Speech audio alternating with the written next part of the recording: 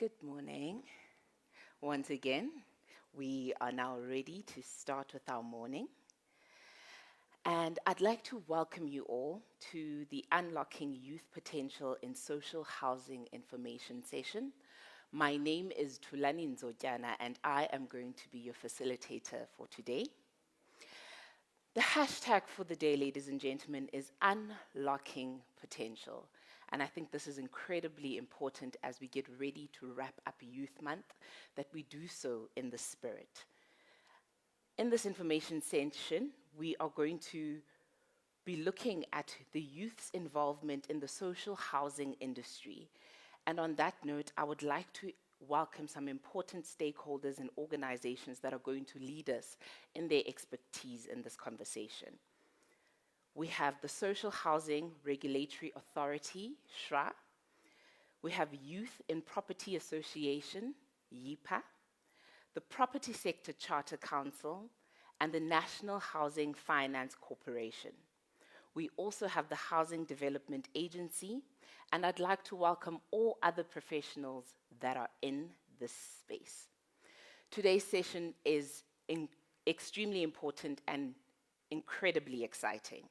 We are going to be looking at the key requirements of SHI accreditation, the benefits of accredited SHI, the challenges that are faced in the accreditation process, and opportunities for young people to get involved in the housing sector.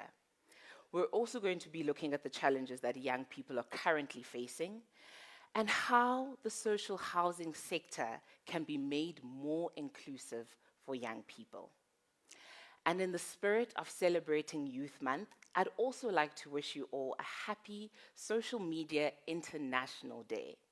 We all understand the importance of, firstly, how the digital space can allow us to communicate, but also share information. And I kindly urge all of you today to follow our social media handles on Instagram and Twitter, being YIPA_SA, and Youth in Property Association on LinkedIn and on Facebook. And on that note, I'd like to welcome Ms. Dudu Poswa, who is the SD&T specialist.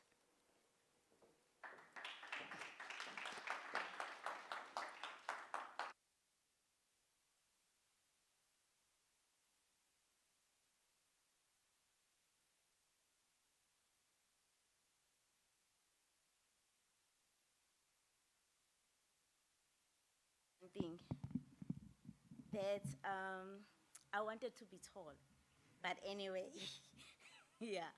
Good morning, everyone. Sanbonani, Dumelang, Huemore, Abshen, Nda, Ahe. Yeah, I am Duduposwa Chibwana. I am from the Social Housing Regulatory Authority. I am Sector Development and Transformation Specialist. And in my units, we are responsible for the capacitation of the sector. By that, I mean that we provide some kind of funding that assists institutions that wants to partner with the SHRA to access their accreditation in terms of becoming SHIs or project support, training, and also information awareness session. Thank you, Tulani. I'm not here alone. I am here with Team SHRA, Team A, that is also going to be available for you during tea breaks if you want to have those one-on-one engagements. We do have Team, they are sitting at the back. Please raise your hand, Team SHRA. Yes. I'm also here with my executive, Mr. Deval Kukemur, who's going to just come and give you a brief overview of the SHRA program. So why are we here? SHRA has a mandate, and our mandate is also to empower youth in the built environment to come and participate in the space and become SHIs and bring projects. And for us, it is important that we have such engagements. Not so long ago, SHRA also signed an MOU with YIPA, and this YIPA empowers YIPA members to access different types of funding within the SHRA and support. And we have areas of cooperation that we will be working together with YIPA in terms of ensuring that your members are supported through accreditation. Where members want to become SHIs, we have a grant that supports pre-accreditation. If members have projects that are bringing on the pipeline, we have a grant support that supports members in terms of accessing assistance with project packaging. Training, we have a program that runs throughout the year where members of YIPA can also attend those training, whether it's in person or virtually. And also, we do have an internship program whereby we are going to work with YIPA in terms of also advertising where we have interns that we need in the sector. So where we are going to work with YIPA in terms of assisting us also navigating in bringing interns within the SHRA or young graduates within the SHRA. So in a nutshell, I was asked to welcome you and also say what is the purpose of this session to today. So I hope that you are going to participate, ask questions, because we are here to answer those questions, and hence we decided that this is not going to be a lecture session, but it's going to be an engagement where we want to hear ideas also from you in terms of how we can make the SHRA be inclusive, more inclusive, particularly to our youth. And happy Youth Day as we are closing this month. Thank you very much.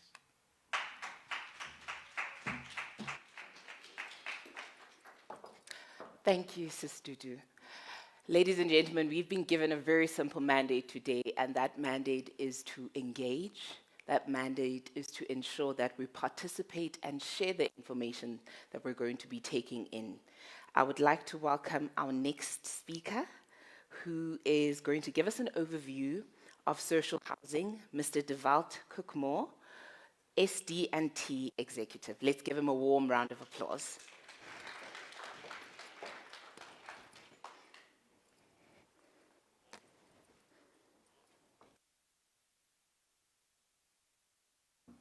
So I'm a little bit taller than Dudu. There you go. Great. Firstly, let me welcome all of you and acknowledge you as part of this session. You know, in government, there's always this thing of honorable this and honorable that, and all protocol observed, and then ultimately, once all of that's done, they welcome the audience. So I do want to turn that around today and welcome you, because this is really the session about the youth, and not the other way around. It's also why I'm dressed like this, because I got strict instructions from my team to, you know, please be with it a little bit and don't rock up looking like a government official. So I'm trying. We'll see how that goes. So this social housing overview is really just part of the program. And the idea is to give you an overview before we start engaging in the panels. In other words, this is the only time in this day that we're going to talk to you and not with you. So please just bear with us. We just want to give you a little bit of background, and then we'll open it up and we'll start with the discussions themselves. Let me just get this thing going. So I thought, let me start with something about youth before I start with social housing. And there was a quote that I found, but I changed it a little bit because I thought, let me use my own ideas as well. Because ultimately, it's about our future. It's about wealth, and I'm not talking money, I'm talking wealth as society. Parts of you remind us of our past. We all come from somewhere, and it's always nice to ultimately see people and remember where they come from. But also, the present is important in terms of where we currently are, and then ultimately, how does all that bring us to a better future? And how that brings us to a better future is by engaging with the youth and ensuring that you are part of it. Because there's power, and there's idealism, and there's enthusiasm, and there's courage. And as you get older, you sometimes lose some of that. I'm not saying everyone loses it, but I think young people are vibrant, they are resilient, they ultimately have ideas, and we've seen it in the SHRA as well. We've appointed 10 interns in the organization. It's not a big organization, we like 40 staff members, so it's quite a huge number. And the breath of fresh air in the organization and being challenged about the way you do things is great, and it's something that you need to embrace and support, because ultimately we have to create these opportunities for social, spatial, and economic restructuring, which is really what social housing is about. So it's not just ultimately building units and putting people in there. Government, when the program was originally initiated, was very serious about the fact that this program needs to contribute and ensure that we can have spatial restructuring.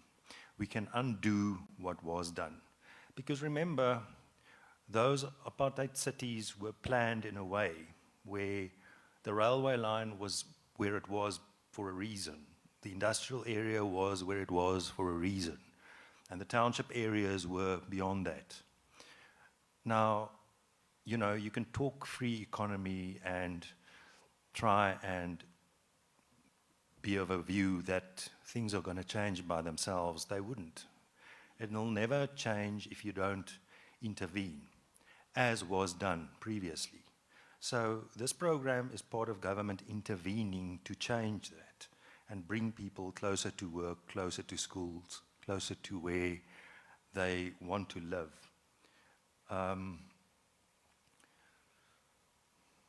So what is social housing? And I've just covered a bit of this. It's really a rental or a cooperative housing option. So that ultimately is what we do. It's for low to medium income households. That's why you'll see the words affordable rental. And it requires management because it's rental. Someone's got to manage this rental stock. And that is done by what we call social housing institutions or other delivery agents, which is the private sector. And we do that by approving projects, and those projects must be in areas where this change that I talked about can in fact occur. In other words, where people need to stay and not out in the sticks, spend all their time and money traveling between home and work. That's not the intention. But ultimately, it's about a happy tenant, someone that pays affordable rent in an area where they want to stay. where the market charges higher rentals and where government then subsidizes it for those lower rentals to be available for those income groups.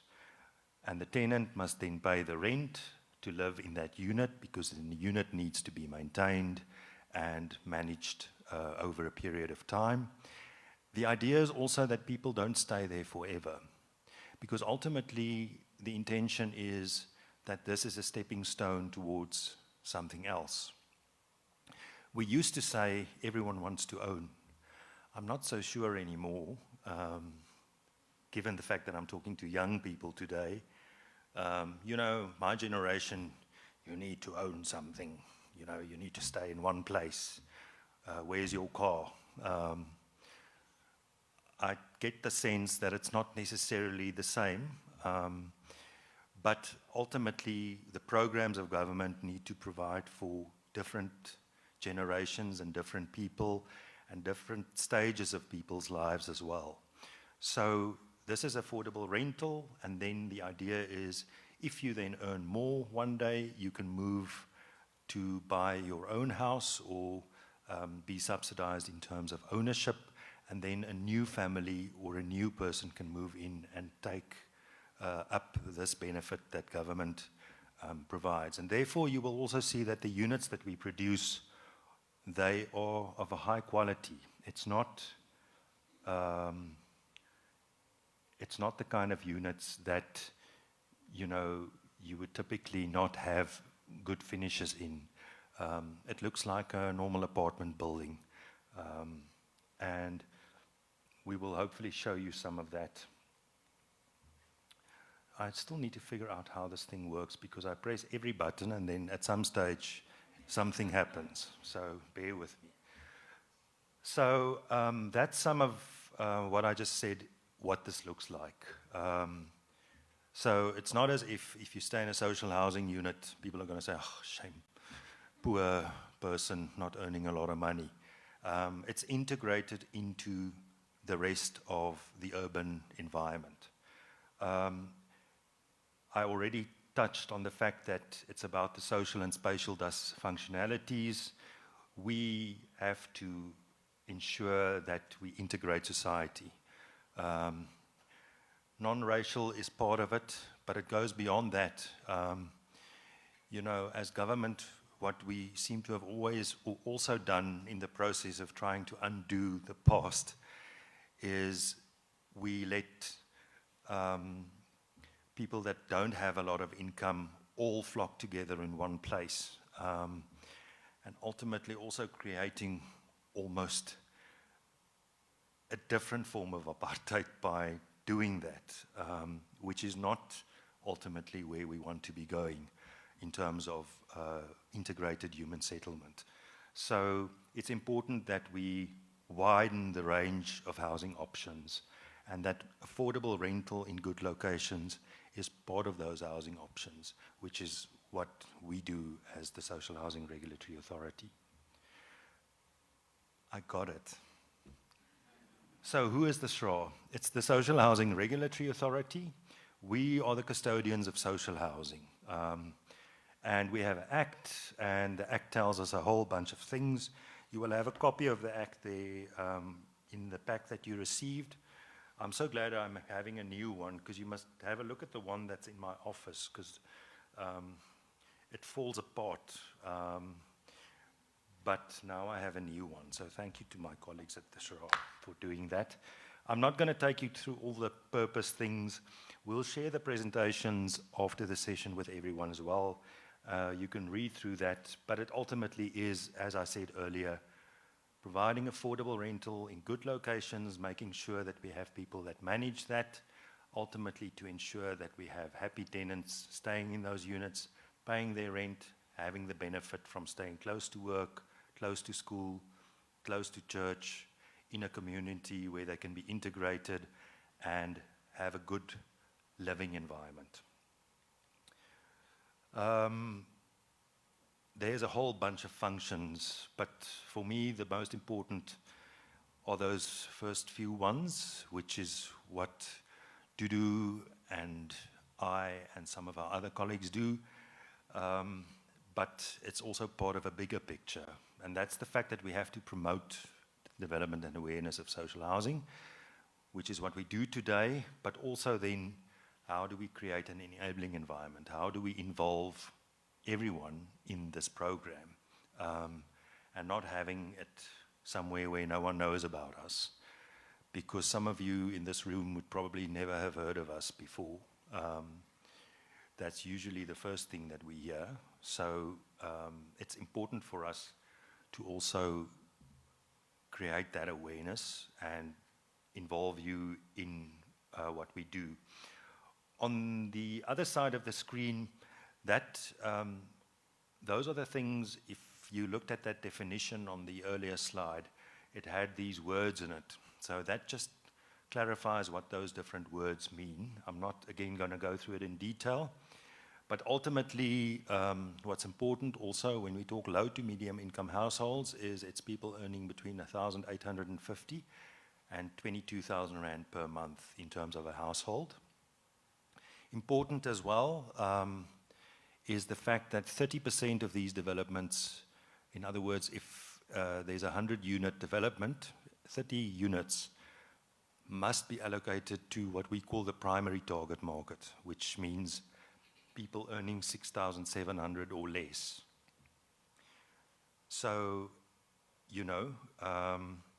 it's important that everyone benefits, because you know how business works. If you just open it up and you say between this and that, everyone's going to build units for people earning 22,000 Rand a month, because it's going to be so much easier to manage.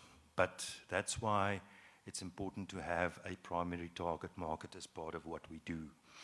And then where you as youth possibly come in, not only in terms of rental, but also in terms of participating in the sector, is becoming partners of the SHRA in the delivery of this. Now, in the panel discussions later on, we're going to deal with that in a little bit more detail. And I like what Dudu did in terms of the panel discussions, because firstly, you're going to get it from my colleagues and myself in terms of the SHRA, what it is that you need to do to partner with us. But then in the second part of it, there's also a discussion on the practicalities of it. Someone that's done it. How does that work? What do you do if you start a project? Where do you start? What's the challenges? Is it worth it? Which is a good question.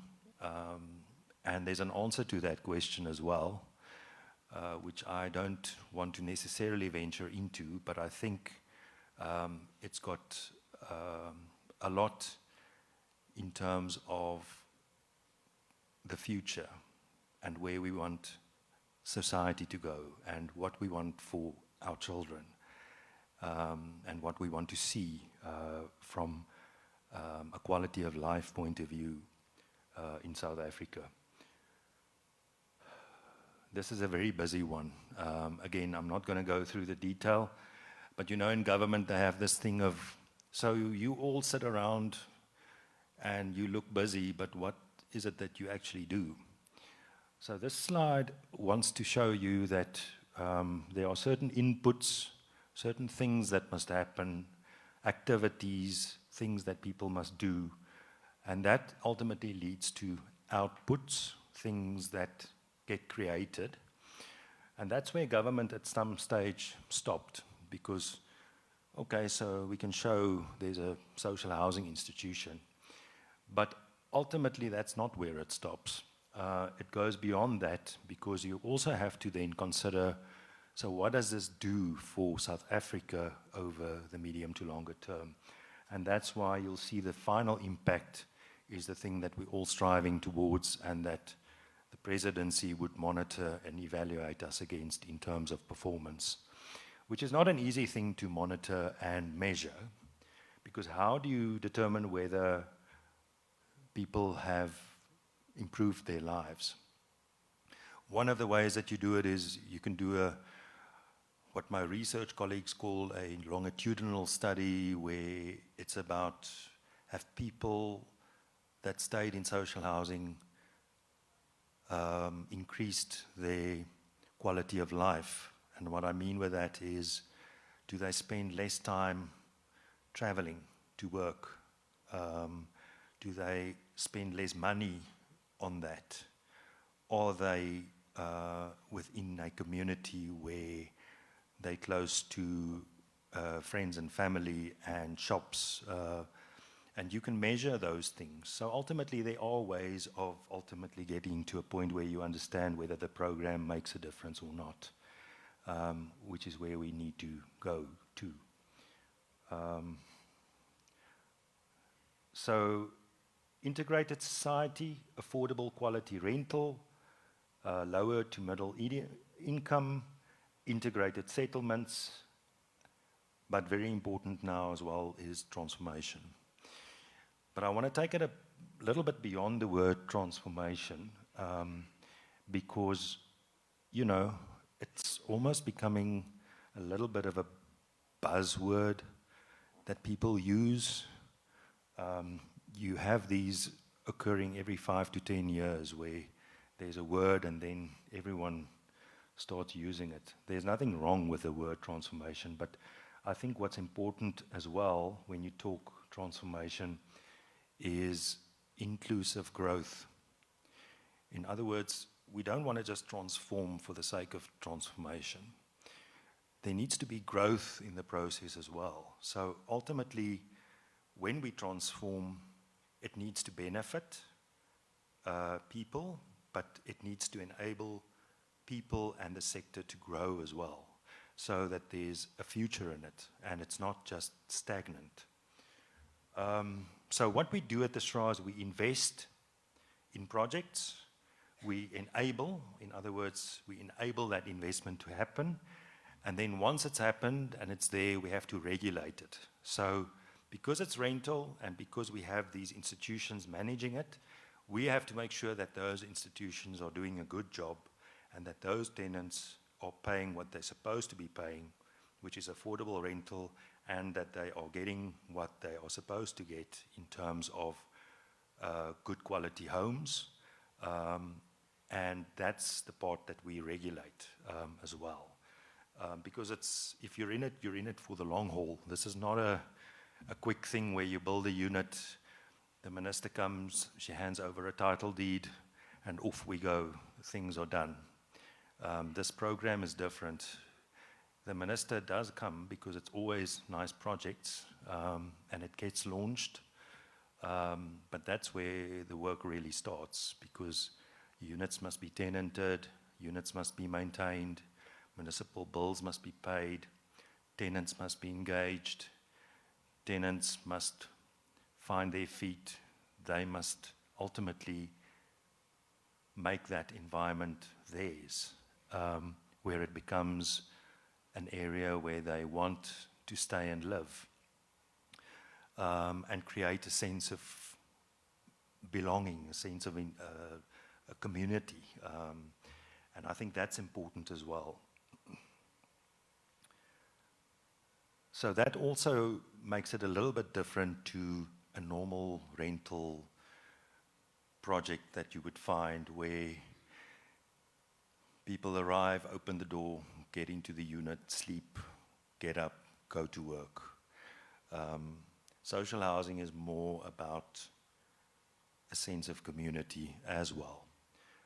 That's why you'll see in a lot of projects that, for instance, have creches or community halls or things included within the project, because it assists to create that sense of community. The units in the SHRA, as I said earlier on, it's about investment, it's about sector development and transformation, and it's about regulation, compliance, accreditation regulation. And all of that is supported by administration functions. That dog that stands there with its little book, all that really says to you is, we can't let the sector go and function on its own. As government, we have to work with whoever we partner with, and we have to ensure that we don't just make the notes of what's happening, but we're also part of the solution in terms of when there are issues with tenants or whatever the case may be. So this we'll get into in the panel discussion, because that's about becoming accredited, in other words, becoming a partner of the SHRA, and what really is the requirements. And just in general and very sort of at a high level, obviously if ultimately you become a partner of the SHRA, there's property development that needs to happen. It needs to be an organization that builds financial sustainability. You're going to be responsible for tenant management, property management, and all of these things must happen within a structure. In other words, a company or a non-profit. Therefore, it must have a legal form, and there must be governance arrangements. You must at least meet with your colleagues that run the organization with you. You must have a board, you must have a vision and a mission, you must have a business plan, those kind of things. So all of that in detail we can unpack for you. And I'm not saying we'll get into all of the nitty-gritty today, but we can start. And please, maybe let me also say that today is the start. Today is not the be-all and end-all of this. Today is our opportunity to meet you, for us to then engage and go forward and do things together. That just shows you a sort of a graphic illustration of how it works in the SHRA. Ultimately, when a project comes into the SHRA and when finally it's approved, it obviously goes through a lot of processes where it's checked and verified. Is it a good project? Is it financially viable? Do you have all the rights? Is it in a good area? And your organization, can you actually deliver this project in terms of managing the development and managing the tenants ultimately? But through this whole process, it's not just the SHRA saying, can you do this? Can you do this? Can you do this? Can you do this? Please submit your 62 documents to us. It's also, SHRA, I've done this and this, but I can't do that. Please, can I get some assistance from you guys on these components? And this is where me and my unit comes in, because we are the enabling part of the SHRA. In other words, it's not an organization that just tells you, please go do what you need to do, and once you're ready, come back, and then we'll tell you yes or no. And if we tell you no, please go away. I do want to make that point, that that's not the way that we operate and should be operating as government. It might have been an experience that people have had before. Let's just be honest about that as well. But we are here to change that. That's why we have faces in the room. The SHRA consists of people. It's not a name somewhere on a piece of paper or on a billboard or on a promotion material. It's someone behind that name that you can talk to, which is important for us to make any progress towards really achieving the mandate. So there's some details on the projects and what the requirements are. I'm not going to go through that in detail. I've touched on these. That shows a project under construction. That's quite a large one. You don't all have to start. If you are interested in becoming a partner to the SHRA with 1,000 units, intention sometimes is start small and grow it as you go along. Because ultimately, and I don't want to preempt this, but I'm sure The speaker that's going to talk, or the panel that's going to discuss the projects and implementation will tell you it can sometimes become quite overwhelming in terms of a large number of units. But ultimately, that's the end goal. That's where you want to work towards.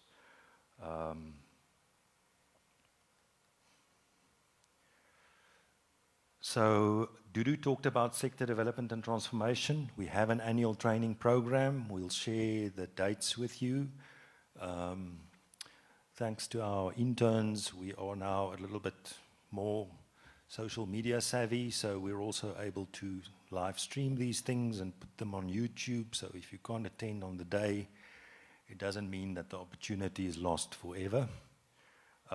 We run an incubation program as well. If ultimately you become accredited with the SHRA and you have a project and you need further assistance, we would put you in the incubation program. We'll support and assist you. We've also started with a municipal support program because what we've realized is every project is situated within a municipality. But we do have a lot of,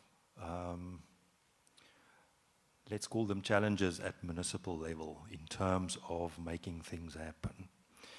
So what we've started doing is working with municipalities to also be able to deliver social housing because, you know, any piece of land sits within some municipality somewhere, and any piece of land needs services, and any piece of land needs building plans approved.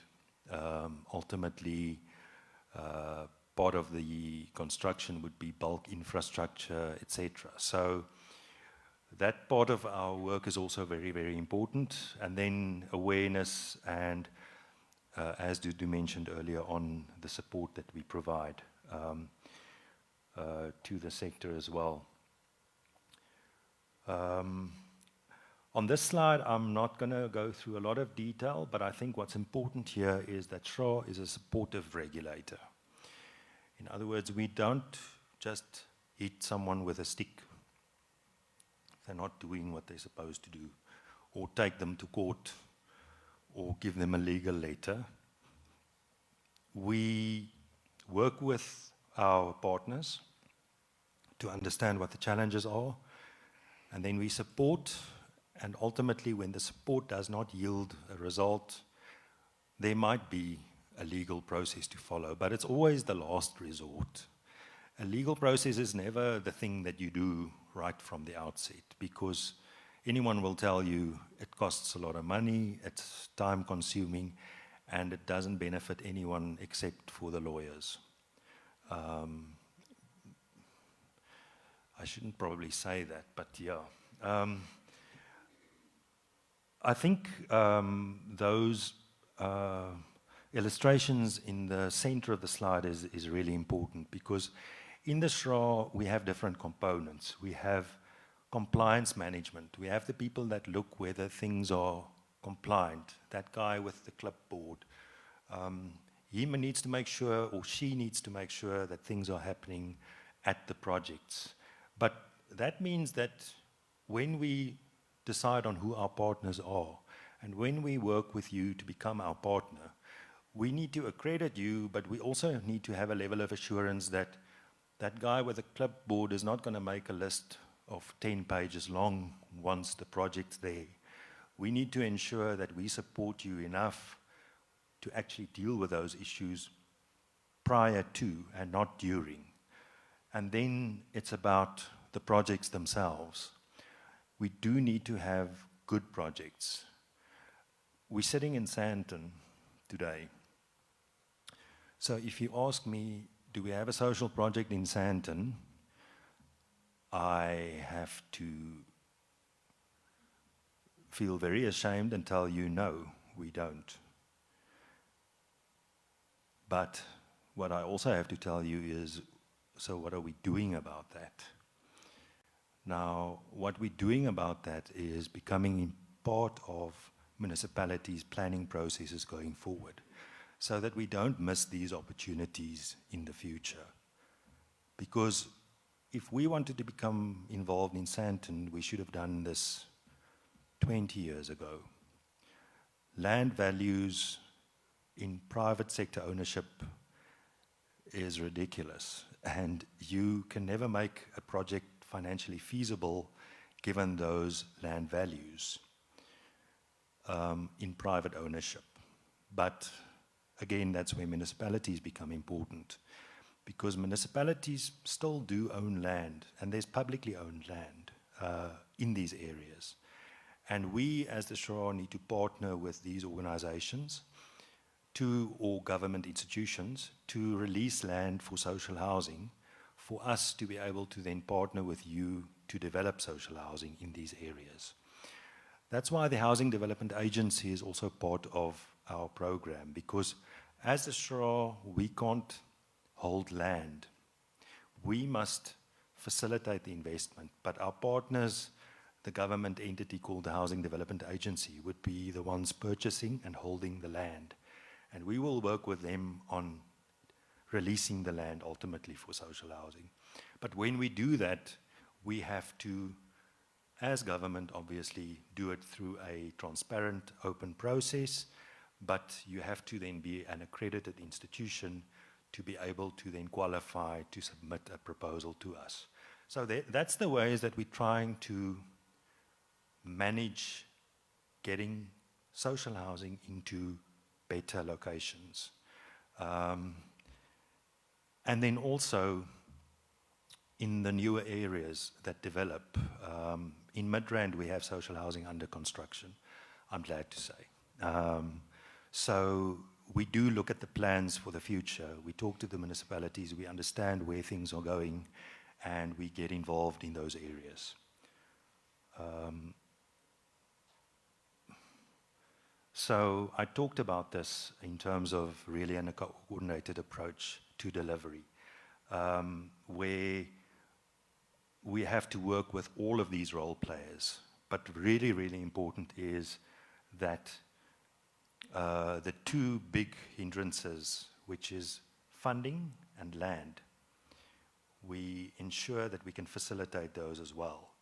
And that's where, as I said earlier on, the Housing Development Agency comes in for the land part, and public works and municipalities and provincial government and national government.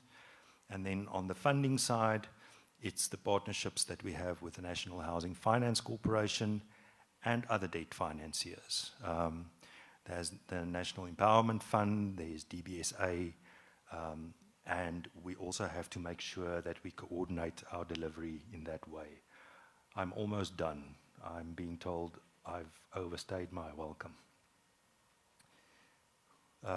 So, the success of social housing is really dependent on a whole bunch of things. But the reason why we're here today is, to a large extent, for those first two, which is about healthy social housing institutions and good delivery agents. Because we want to have good partners in the delivery of this. We don't physically go out and build these things or manage them. We have partners that do that for us. And we have to create those partnerships in an inclusive way. And in an inclusive way means transformation, as I said earlier on. We can't have people that were involved in the sector 20 years ago just be involved in the sector. And unfortunately, to some extent, that's been the case. We've made some inroads in the last 5 years, but there's lots more work for us to do. And that's why, for us, it's about planning, packaging, construction and management, and how we partner with you on those areas. It's therefore also related to service providers that we will appoint. In other words, if we plan things, we need some work done. And what I mean with that is, you might find that we have to appoint engineers or architects or planners or environmental assessment practitioners. So in terms of procurement, there's also a role to play in the SHRA. So,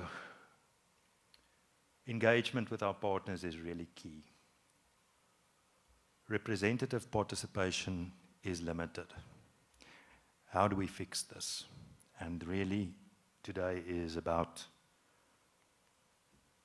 fixing that or assisting us to fix that. I think this was my last slide. Let me just check.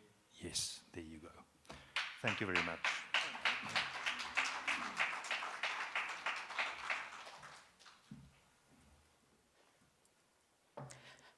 Thank you, Mr. De Walt. We are going to now get ready for our panel of speakers.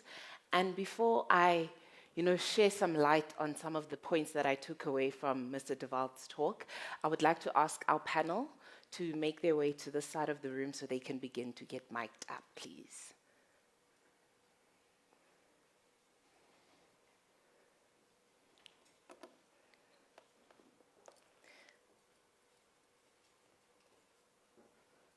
So we have 4 panelists, if they can please make their way to the side of the room. Thank you. Now, I don't know about you, ladies and gentlemen, but as Mr. De Walt spoke, I felt like the success of social housing is definitely on all our shoulders, and we can definitely all be agents for it. Now, as he spoke, I realized there's so much knowledge and misinformation that sometimes we don't have. And just in that, so much has been cleared up. And I'd like for us to continue this conversation on social media, and even when our esteemed panel joins us momentarily, to ensure that we ask these questions that we're sometimes so scared to ask as young people. When you started, sir, you mentioned that sometimes as young people, we lose courage along the way, we get scared, and we lose our enthusiasm. And this was something I could absolutely relate to as someone who comes from Eqabeja in the Eastern Cape and turned 25 this year. So much anxiety around housing and what it meant and looked like for me and my financial well-being was something that for 2 weeks leading up to that 25th birthday, I was sitting there thinking, what have I done, young person in South Africa? How have I cemented myself as someone who's living in a different city and is continuously also wanting to ensure that as a young person, she is progressive? Now, in the Eastern Cape, I come from a township called Gqeberha, and there's a road that a lot of the time I spent many days using to travel, which is known as Utenek Road. And Utenek Road connects northern areas where predominantly multi-ethnic persons live and township areas leading up to Dispatch and Utenek. And as you drive, you look at how densely populated our township areas are, but just the realities that even in the new democracy, which I'm born into, this is my reality and this is what I know. And for many of my peers, this is all we know. And I remember in my first year in 2016, when I was at the Nelson Mandela University studying law, I would drive a different route heading home, and it would make me go past Warmer. And this is where I first got introduced to social housing. And I remember thinking to myself, this is so beautiful, but who gets to live here? How do we get involved in those spaces? And just hearing what you've had to say today actually makes me realize that as a young person, not only do I qualify, but I can also be a partner. But also I can use my social media platforms to ensure that there's no more misinformation when it comes to this. And I really want to urge all of us as we get ready and as we conversate today that we ensure that we share this conversation on social media, but also to our families. Because interestingly, what I did last night is I called my mom, who works a lot with RDP projects as she facilitates and educates people who move into those spaces. And I realized that there's so much knowledge that I did not know, but nor did she share with me when it comes to social housing and how it can impact our lives, but how they also are strategically placed in urban areas to ensure that we as young people who move into different cities as well can have access to transport, can have access to quality and sustainable homes. So thank you so much for that.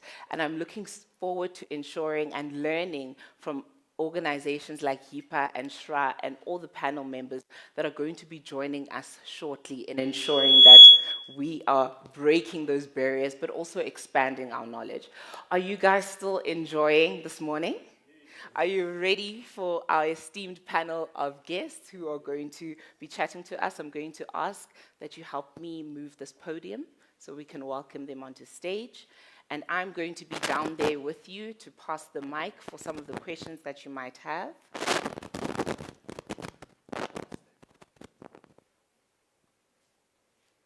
So next up, we are going to be discussing something crucially important, which is breaking barriers and ensuring youth participation in social housing. And we have got an esteemed panel of 4 panelists, and I'm going to start off by welcoming Debt Funding for SHI/ODAs, Lindo Kuhle Ndlovu from NHFC. Can we give her a round of applause? Him. My apologies, Mr. Lindo Kuhle Ndlovu. Next up, Understanding Project Development, CCG Structure and Implementation. Can we please welcome Ms. Nokolo Jali, who is from SHRA and is a Portfolio Manager.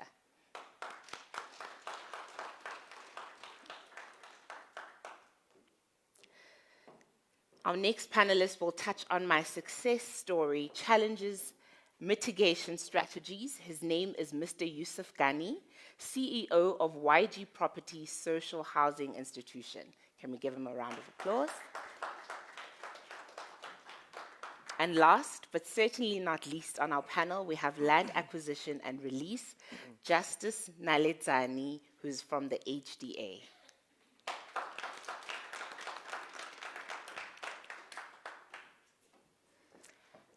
Before I make my way down to the audience, thank you once again for being here. We look forward to learning from your expertise. And I'm going to throw my question to any one of you in the panel. And my first question, when it comes to breaking barriers of youth participation in social housing, where else do you guys feel this conversation that we're having in this room still needs to be had?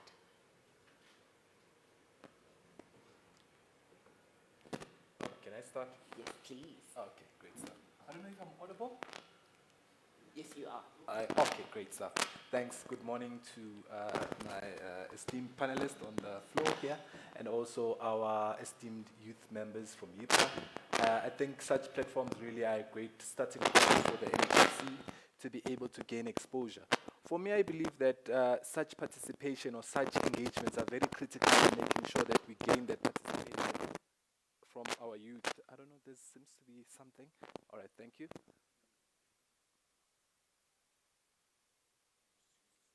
All right, great stuff. All right, thank you.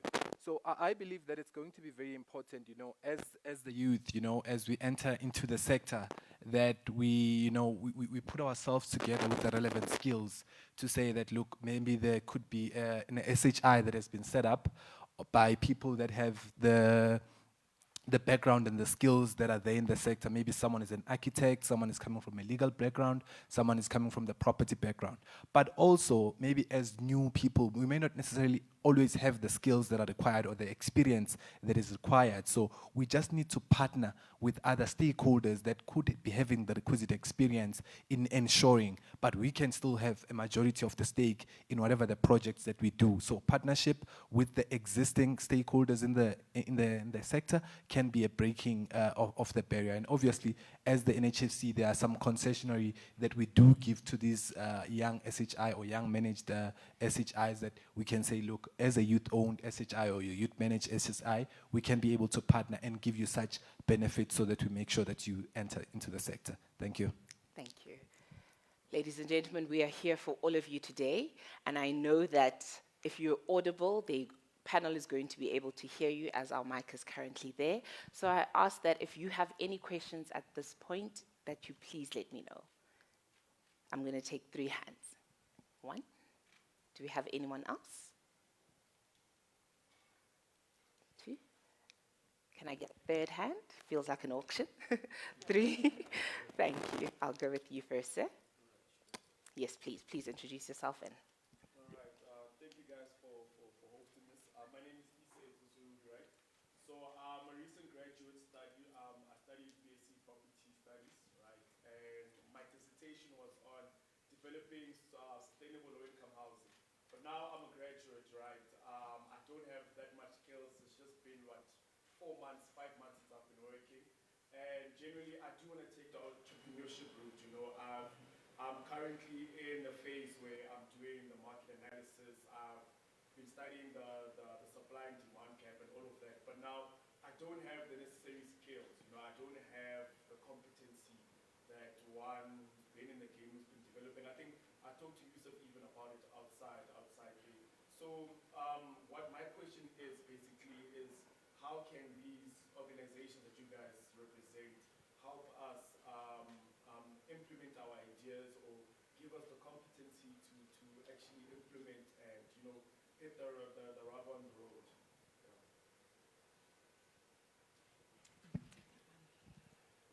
Right. Thank you for that question. I think fundamentally the challenge that we see in the sector at the moment is that there's a catch-22. We have a mandate to invest and dispense funding towards youth-owned entities.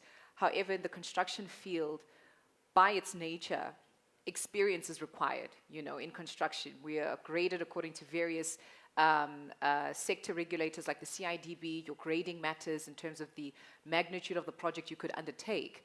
So there's kind of a gap in between the two. We've got a target that can't be met because of the regulatory environment that we're in construction.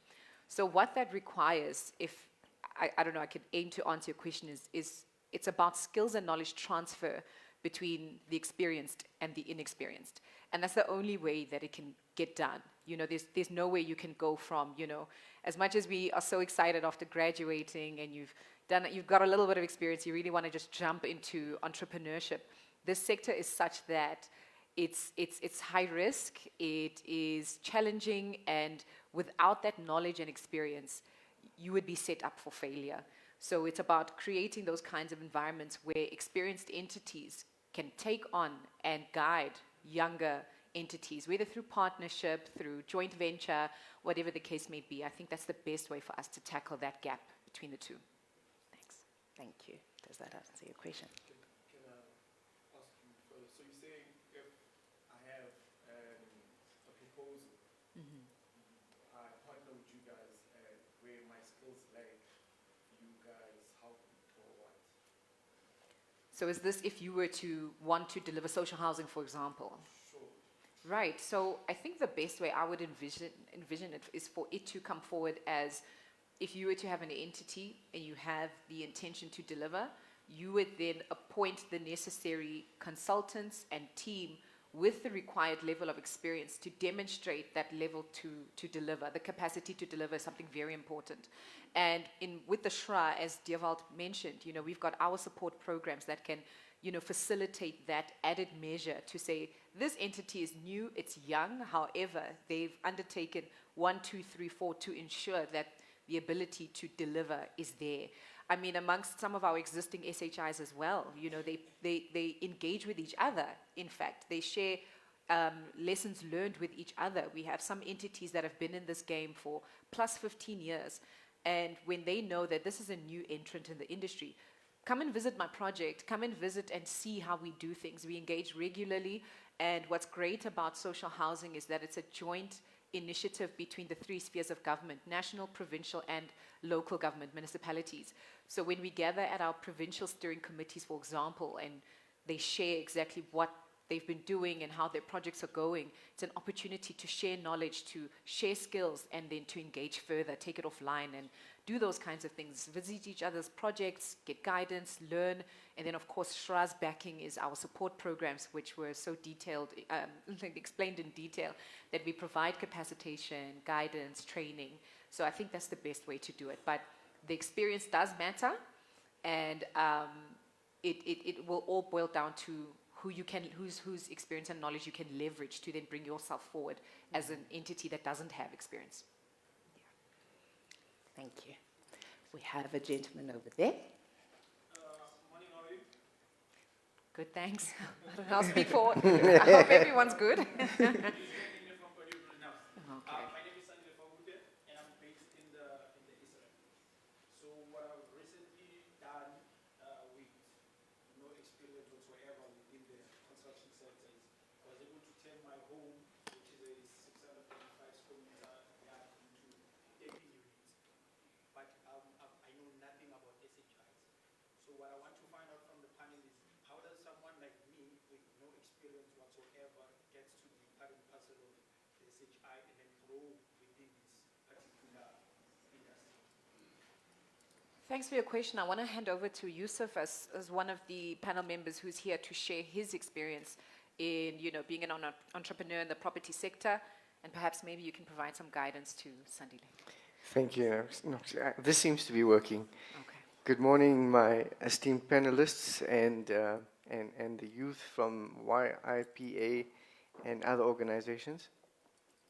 As I was listening to the questions, it was actually quite nostalgic because that's exactly how I started up. I really wanted to enter the property sector, and I really wanted to do something big. And everywhere I went, they said, "You've got no experience, but you've got no experience. How can we fund you?" And so how I started, and is certainly something I would recommend to any aspiring entrepreneur, is to go out and get some experience with one unit. And Sandile mentioned he's got 13 units. I was very proud because we met in the bathroom, and and I was very very proud because there's not many entrepreneurs who can come out and say, "Look, I've done 13 units already," which is a great achievement. So well done to you, Sandile.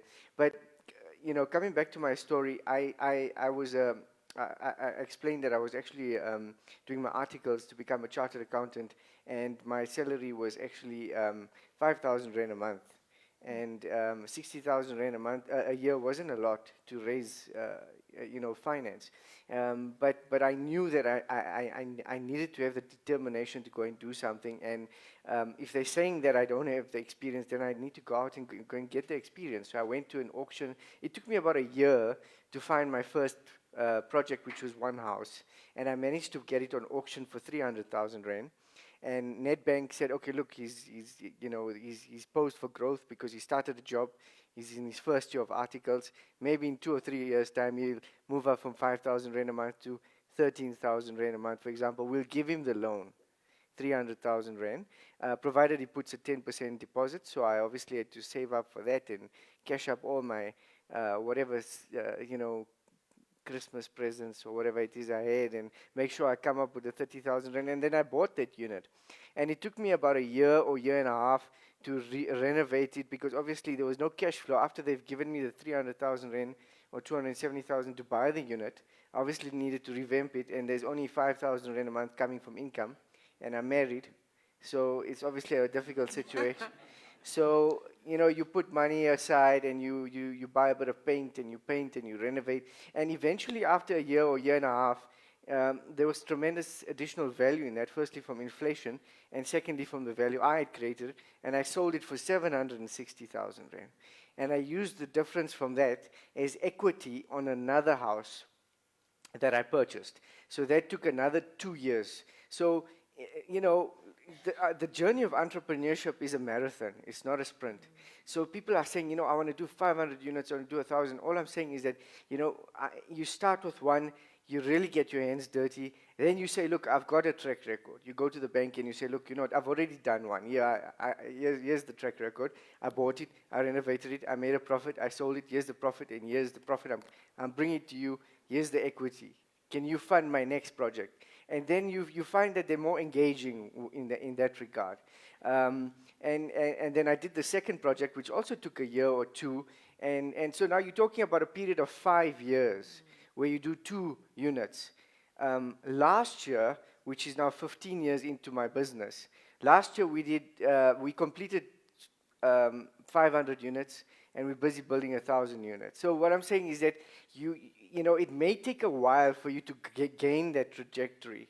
But then once you gain that trajectory over a 5 or 6 or 7 year period, then it will be easy to do 30 units, 50 units, 100 units, 300 units. But one doesn't just walk into a 300 unit project, because it's got all sorts of dynamics. And one needs to prove to a funder, whether it be the SHRA or the NHFC or the Gauteng Partnership Fund, that there is some level of expertise that I've managed to gain on myself, on my own. And now I've come in, I've sold 2 homes, I've made some profit, I'm putting it all as equity. Now can you back me? And you'll see the engagement is far more different. You know, and we've got NHFC here. I'm sure they'll be testament to the fact that, okay, look, you know what? Here's a youth, a company owned and controlled by youth. Previously, historically disadvantaged, but has done 2 projects. You're not seeing it as 2 units. You're seeing it as 2 successful projects, which demonstrates that I've got what it takes to go through the motions, and I understand the entire process from start to finish, from buying a property to selling it, and everything that goes in between. And I'm here to now grow. Can you assist me? The conversation is far more different, you know. And there was a recent study done in Stanford University, when they looked at success. What does it mean to be successful? And what were traits that you know, they looked in children and people at university, etc. And what were the traits that came out to that you could say, okay, look, this guy's going to be successful, or this woman's going to be really successful? It wasn't, interestingly, it wasn't IQ, it wasn't intelligence, it wasn't family income, it wasn't good looks, it was grit. And they define grit as a combination of perseverance and passion. Because entrepreneurship, let's be honest, is very difficult. But if you can go into it and say, look, I'm gonna persevere, day in, day out, month in, month out, year in, year out, there is a guarantee that you will be successful. Great. Thank you for that. I'm sensing a spirit of passion in this room, and I know that we all will certainly be persevering. You had a question for me, sir. Good morning. Good morning. My name is Kopano, right? I have 3 questions, right? I hope I'll be able to ask all of them if I can remember. All right, my first question is, what are the most important aspects for us, especially youth, to have if we want to be like a proper agent, you know, with SHRA, right? That's my first question. My second question is, what else can we learn from SHRA or the YIPA besides just having to have funding? Because let's be honest, you can give someone funding, but they may not know what to do with the funding. You know, there's a whole lot of aspect that needs to be done. So what dynamics can we learn, and where can we learn, and how can we implement them? You know, and my third last question is, what different source of funding are we exposed to as youth? Because we're in a day and age whereby, like, you tell someone that let's buy a property, and they're like, no, it's expensive. You know, I do not have the right credit score to go to the bank to be financed. You know, most people don't know. As that gentleman there's from NHFC, most people don't know about FLISP, right? We need to be like exposed to such things. Like, how can we apply for FLISP? Where do I apply for it? What needs to happen, and all those sort of stuff. So yeah, those are my 3 questions. Thank you. Does mine work? Is it working? Can everyone hear me? Oh, Yeah. okay. Thanks, Kopano. I think as the one panel member from the SHRA, maybe I'll just take your first question or 2. But the most important aspects to becoming an SHI with SHRA, it's, look, one thing we all agree on, and perhaps Yusuf can also agree, is just the SHRA requirements are quite hefty. You know, it's a voluminous requirement of, you know, documents and things between your organizational capacity, the technical details of the project, and then the financial details as to how you're going to fund the project, but also how will you sustain the viability of the project once it's complete. So that would be your income after construction, of course, through rental. So to become an SHI, it's for you to tick all those boxes as an organization. And what we have are different kinds of delivery agents. So an SHI, as a social housing institution, that's a non-profit company, an NPC. Whereas a other delivery agent, which is an ODA, that's a normal company, a private company, a profit-earning company. And then we also have our municipal-owned entities, MOEs, but those are entities owned by the municipality. I'll give an example of Joshco. A lot of people have seen Joshco around the city. They've got developments all over. So your only options would be either to become an SHI or an ODA. Now, my recommendation towards youth-owned entities, especially where equity might become a challenge, is to become an SHI, because SHIs they're not, it's not mandatory to have equity invested into the project, whereas as an ODA, which is a private company, because you are active in the private sector, we expect you to have 20% equity. So our SHIs at least have that burden alleviated in terms of the equity requirement. Now, being an SHI, that would mean then you would have to be registered as an NPC with CIPC, and with SHRA, all our entities, all our delivery agents, whether you're a SHI, ODA, or MOE, you need to have a board. So there's all these intricate little details about what we expect from you when you come forward. And you can find those details on our website. We do have like training manuals and things like that. So what I always recommend people to do is to go through all that knowledge that's already there on the website, because we have a whole slew of different training manuals and guidance to explain exactly how you develop your SHI. But fundamentally, you as youth in property, I presume there's a lot of young people who are either you're active in the property sector or you're active in it. You would need to have some sort of knowledge within this sector, you know, just to demonstrate the ability to understand what it is you are doing here.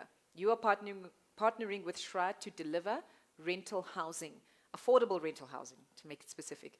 But you need to know exactly what the product is, what you're doing. So therefore, every other thing that we require from you then boils down to, you know, your case as a business. We would require your business plan and things like that. And as an entity that might not have the experience, what we do, like Deervald said, we don't just send you away, you don't have what we need, but demonstrate to us, okay, maybe you don't have the experience, but then show us between now and the next 5 years, your 5-year business plan. Show us what it is you are going to do as an SHI. How are you going to be successful, sustainable? You know, what is your intent? Where do you want to be active? Who is part of your company? Who's your team? And the areas where there's a shortfall in skills, what are you going to do to fill up those skills? Who are you going to appoint? Who are you going to engage? So on and so forth. So it's a long list of requirements that we have, I must admit. But what we've done is to ensure that we are creating an enabling environment. We've got so much information available for you, and it's just for you to sit and go through each and every one of those details on our website. Now, in terms of your second question, in terms of what else can you learn aside from the need for funding, I think more than anything, it's an all-rounder, right? I think, you know, people get excited, you want to come into property and make money, but then it's also just learning exactly what this environment is about. You know, with social housing, you're dealing with low-income earners, you're dealing with social restructuring. There's a mandate here. It's not just about, okay, you want to develop this project and move on. There's also that social aspect. What are you doing to provide an adequate form of housing for our beneficiaries? You know, people who are trying to get closer to opportunities. That's the point of social housing. It's rental housing for those who, you know, you need to be employed, of course, to afford rent. But we're trying to get rid of this, the dynamic in South Africa where so many of our citizens, you know, wake up at the crack of dawn, you have to take 2 taxis to get to town, you're queuing and everything. At the end of the day, you get home past sunset, you know, because of the challenges with transport. So when you've got a social housing project like Grand Central Towers that Yusuf is busy delivering right there in Midrand, next to the Gautrain and all kinds of transport amenities and schools and the like, it's about knowing that your delivery here is more than just, I'm trying to deliver housing and make money, but I'm doing something in South Africa. I'm contributing to the government's mandate to really change things in this country.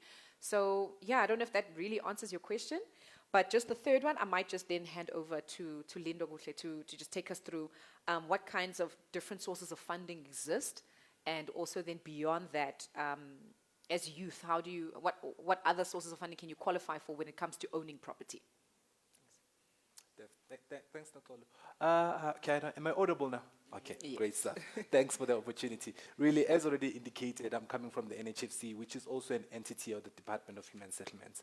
So there are various funding instruments that are available. But since this is a social housing environment, maybe I would say that, look, we'll focus on the social housing. So there are two instruments that are available for this particular sector from the NHFC. Firstly is the debt financing, the simple senior debt financing, financed over a period of 20 years. So you approach the NHFC, you are accredited as an SHI or an ODA. The NHFC can be able to finance you with the 30% debt financing. So you would be aware that from the SHRA, you would be able to access the 70% or up to 70% debt or grant financing that you can then use to be able to kickstart this project. So as an SHI, that should be able to fully fund your particular project, as the NHFC will assess your cost and then be able to see your QSC, which is an instrument that you would have access from the SHRA. And then obviously on that cash flow, it will give us an indication of your income and expenses. And when we just looking for a situation where you are able to service all your monthly obligations. So that would be your operating expenses as well as your debt obligation on a monthly basis. So we're just looking for a debt service cover ratio of 1.1, meaning that you are generating sufficient revenue to be able to cover all of your expenses in the property management game. So that's the first instrument. The senior debt is amortized over a 20-year period. And during the assessment period, I also just need to reiterate the fact that we are not looking for reasons to reject an application. So whenever that we'll see that, look, there's a shortage in terms of the board skills, the NHFC is able to approve a loan, and then we say subject to you be able to, maybe in your board of directors in that particular company, that maybe you are lacking legal skills or property management skills, that we can say that, look, you need to then strengthen your board in this particular way. So those are all the recommendations that our board is able to then come up with. And then another instrument is equity financing. So let's take an instance where you're in ODA, it's already been indicated that you are required to contribute approximately 20%. That then limits your debt financing requirement to about 10%. So the NHFC is able to consider one, that senior debt financing component, but over and above that, we can be able to issue or be able to appraise your application for equity instruments. Our corporate finance, which is not a new division per se, but it's just been given a new twist in these days. So there are various other instruments like your junior debt, your mezzanine financing that can be considered for your project in order to be able to achieve financial viability. But it does not waive any requirement that you contribute something. So the NHFC can be able to potentially consider an element of that 20% equity financing to make sure that your deal does come through. So there are various instruments that we'll be able to consider for your deal. But outside of social housing, there are other programs that are available, maybe your private rental, which is unsubsidized, that we can have a discussion with another day. But do engage me, and then we can be able to further the discussions. Thank you. Sorry, just to add, I realize that we haven't really touched on the funding mechanism when it comes to SHRA. So perhaps maybe there's people in the room just wondering, okay, but you know, after Lindo Goshe mentioned that NHFC will fund 30% and SHRA will fund 70%, just to break it down further, what SHRA does is offer a grant towards the costs of construction of your development, right? So it's a fixed grant. It's a grant of 328,000 Rand per unit. And depending on your development, that 328,000 per unit will have a varying impact. So say, for instance, you're delivering 100 units and your total development cost is 50 million, just as an example, right? And if you just divide that and it turns out that per unit, it's approximately 480,000 Rand. That means that of that 480,000 Rand per unit, SHRA's investment is a grant of 328,000. So as you can see, whereas you would have been needing financing, debt financing, or whatever source of financing to cover 380,000 Rand per unit, SHRA's grant substantially reduces the amount of debt funding you would require, or debt and equity you would require. Because in normal instances, if you go to the private sector, when you're developing property, and you've got a 50 million Rand project, your debt financier would require you to put up equity anywhere between as much as 30%, you know, equity. But when SHRA comes in and says, well, we're funding a grant of 328 per unit towards a development cost of 480 per unit, you know, we've already brought down how expensive this development is with government funds. Therefore, that remaining 100 and whatever it might be, I don't have a calculator in my head, but whatever it might be, that portion there is what you're supposed to then fund with either equity or debt. That's where NHFC comes in, and as an ODA, that remaining portion, 20% of it would have been funded by you. So then in totality, you would see it as that 328 per unit coming from SHRA, it's about 68 and sometimes as much as 75% of your development costs. And then if you're an ODA, you would have added then 20%, and then the debt funder would have added the balance. So that's how social housing works. It's a subsidy from government to bring down the cost of your development. So because we've reduced the cost of your development, you then are able to reduce the cost of the rentals. And that is how you rent out the development to people who earn as little as 1,850. That's how it works. So just to understand the mechanism and what is the benefit of being active in this sector is that developing property is an expensive endeavor, but when you partner with government, it brings down that cost, and then the opposite and the benefit that we have is that South African citizens earning within that income bracket are housed. Thanks. Sheesh, I think that deserves a round of applause. Now, Mr. Justice, I'd like to bring you into the conversation before passing the mic on to our next question. As we know in South Africa, we have a lot of debate around the land issue, and I saw that HDA deals with land requisition and release. So can you please explain the role in social housing that you play? Thank you very much, and good morning. I hope I'm audible. Can you hear me? Yes. Oh, okay. All right, thank you. Yes, I work for the Housing Development Agency.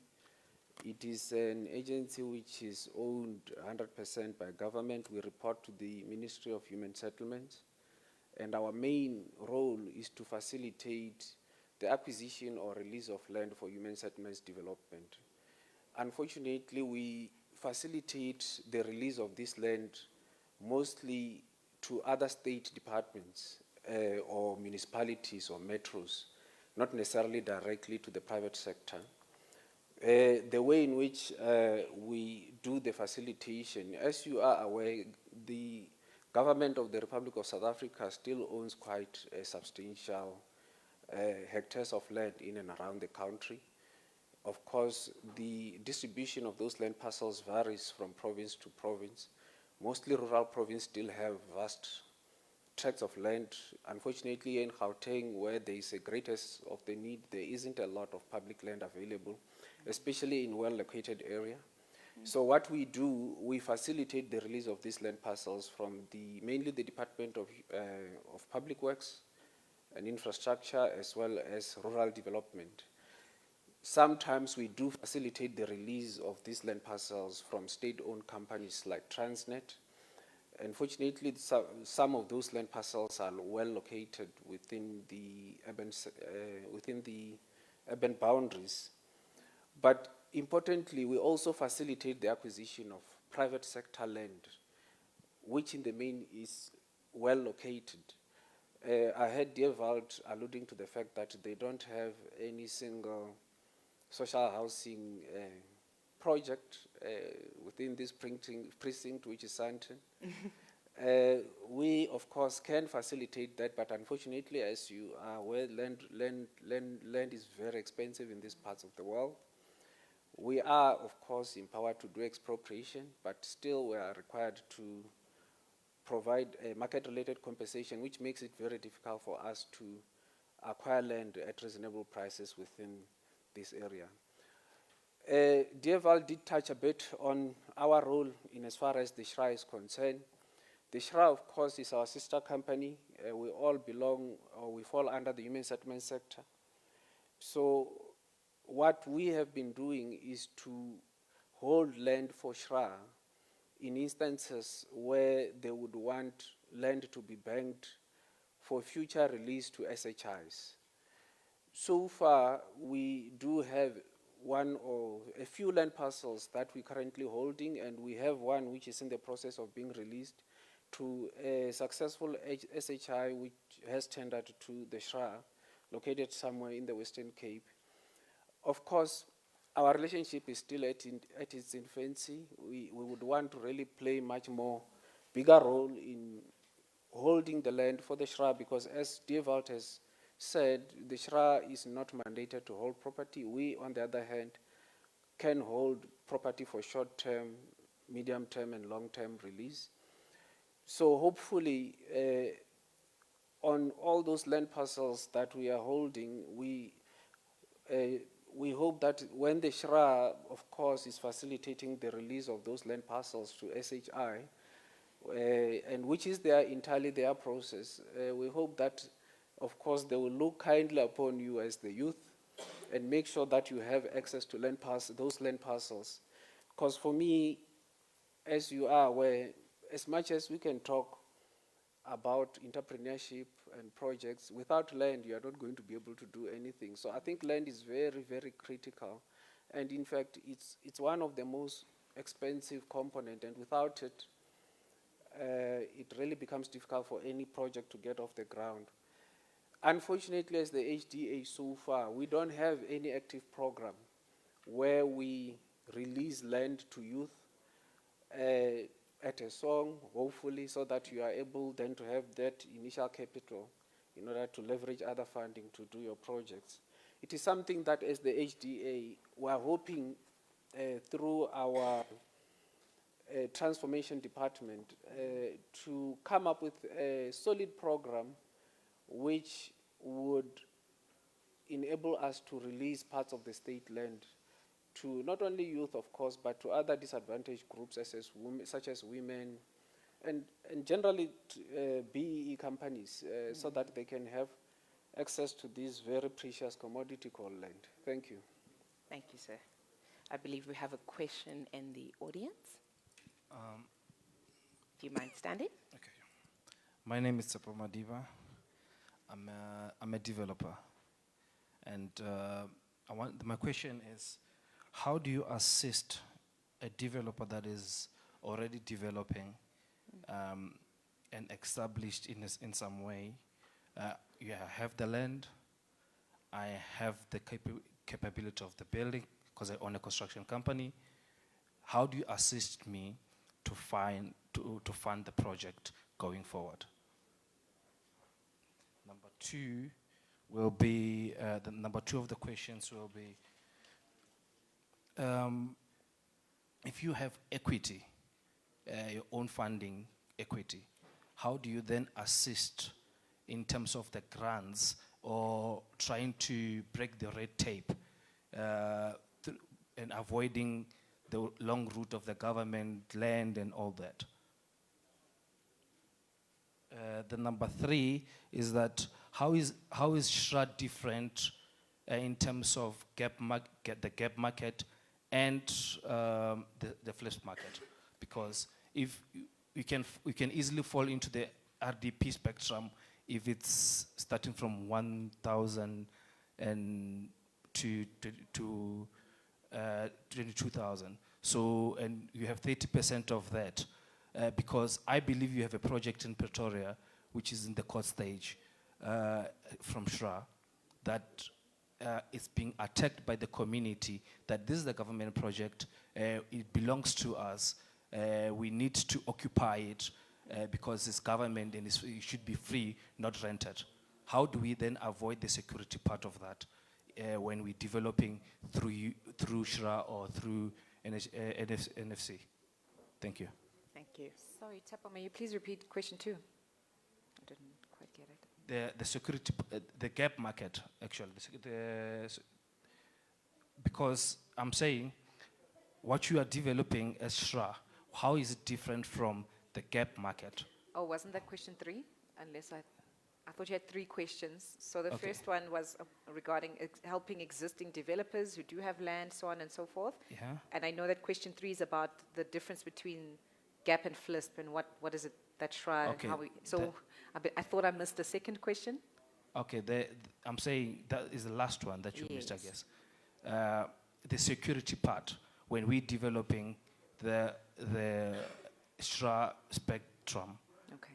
how do we avoid it to be attacked by communities in terms of wanting it to be free, not being rented? For example, you have a land in Tembisa, maybe you have a hectare in Tembisa or closer to Tembisa. You then get approved to develop, and then you put the SHRA board there, and then people start believing that it's RDPs and they stop the projects. That happens. All right. Yeah. Okay.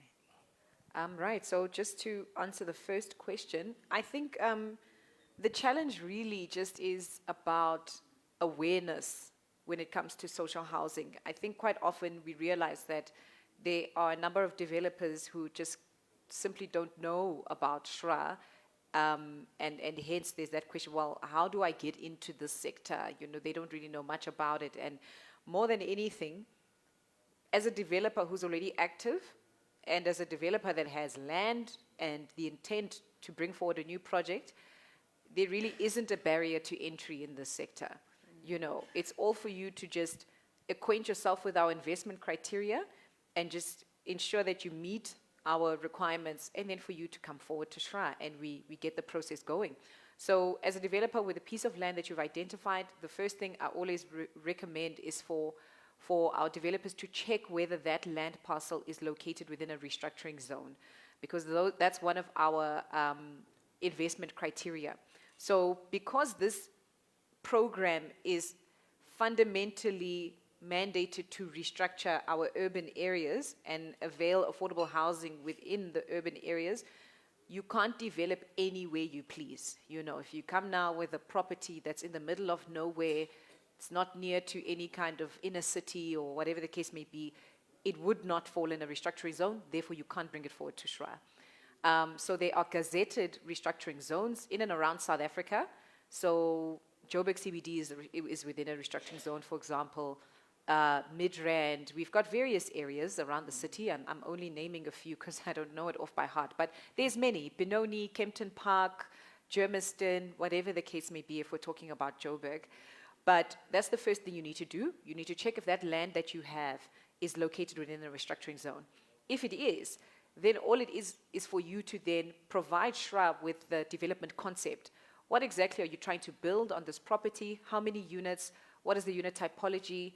1 bed, 2 bed, bachelors, whatever the case may be. We also, another one of our investment criteria is that it has to be medium to high density. So we don't do standalone properties because this is not, you know, that part of the department's housing provision. This is social rental housing, therefore it needs to be medium to high density, a multi-unit development. Another investment criteria is that it has to be self-contained units. We don't do communal facilities, you know, like res or whatever the case may be. It must be self-contained units. The bathroom and kitchen and everything must be inside. It must meet our beneficiaries, the income earners, meaning that your rentals must align to those of the social housing sector. So once you go through all those items, which I believe was an earlier question from Kopano, where it comes to how do we learn more, that you go through our website and just see exactly all those things that I've just mentioned now, our investment criteria, see if your project aligns and if the development concept you have meets what we require. You come forward to SHRA and we can at least assist you in that regard. Another one of our important investment criteria is that the municipality and the province needs to support the project. You know, they endorse the project at what we call a provincial steering committee.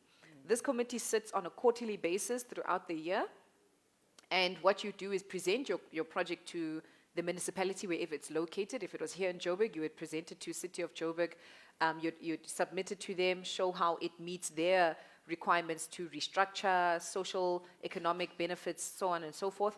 They would provide you with an endorsement letter, and then you'd be able to present it to the province during the provincial steering committee.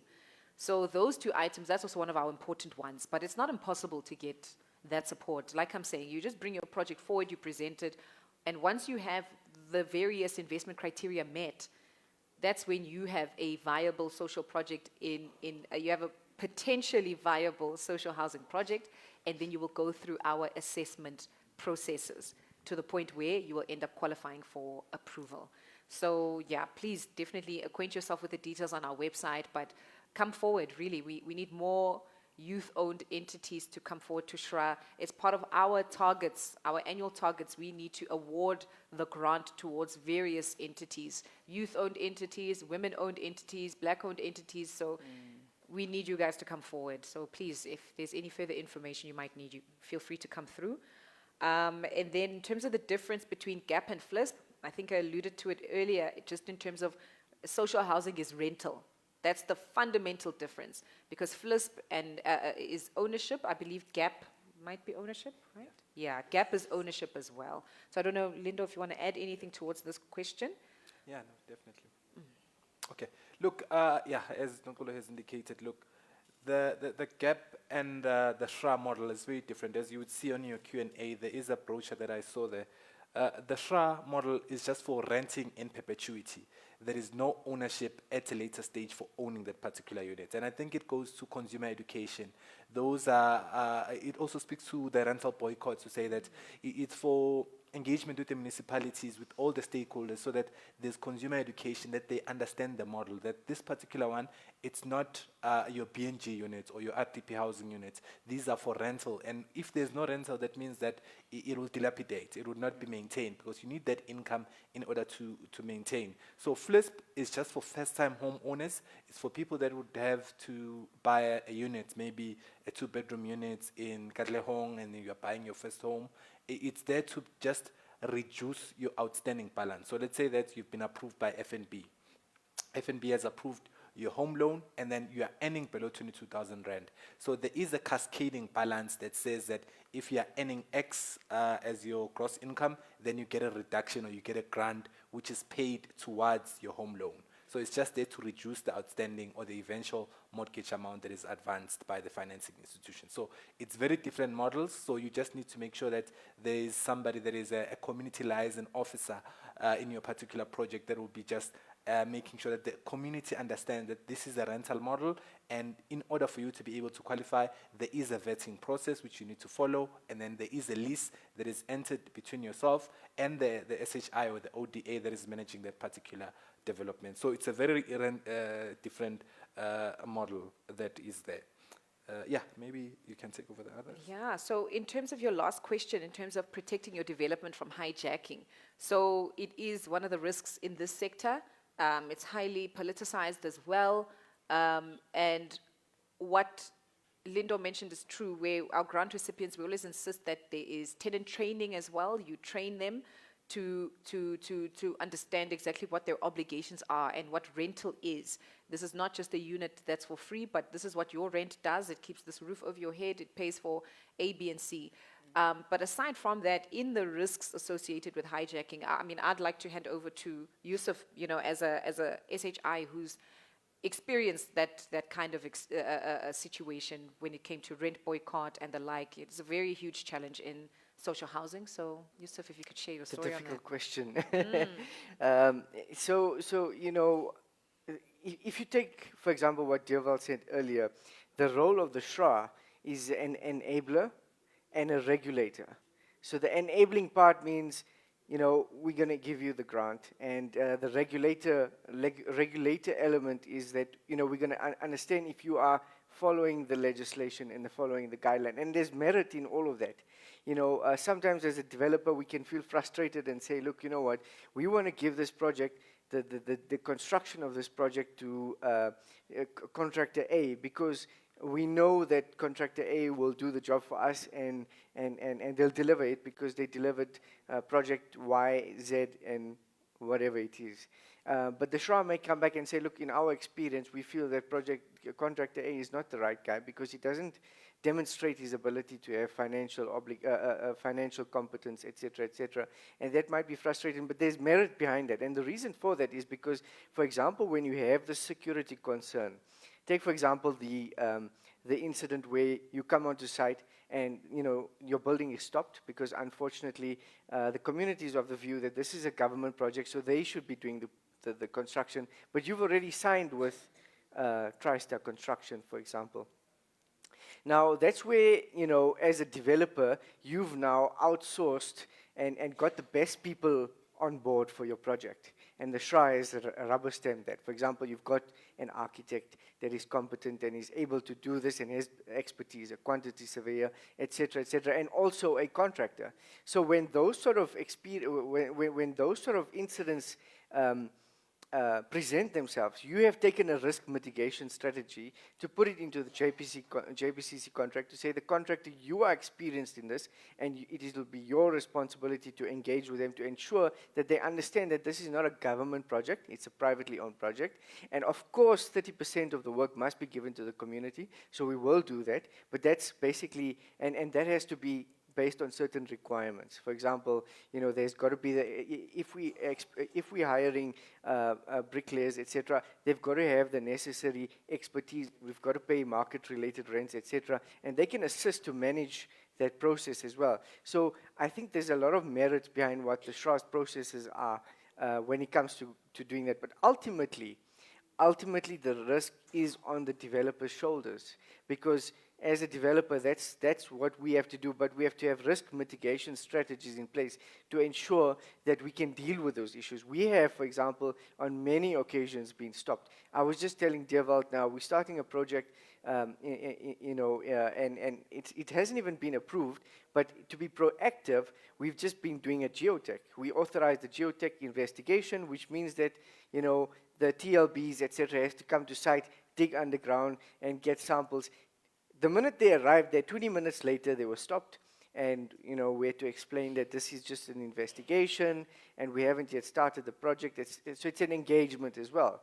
And there's an understanding that, you know, once the project is approved and we start a project, we will engage with the community. The 30% will be allocated. We'll ensure that we have X amount of women entrepreneurs involved, youth entrepreneurs, etc. So that engagement is very necessary. However, it's important to understand that it is on our shoulders as a developer and not on the SHRA's shoulders to ensure that that risk is mitigated.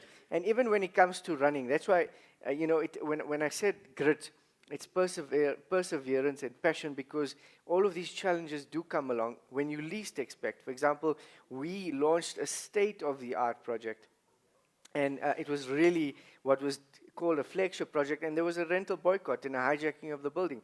You wouldn't expect that to happen because it doesn't form your run-of-the-mill, can I say, hijacking which takes place in a CBD.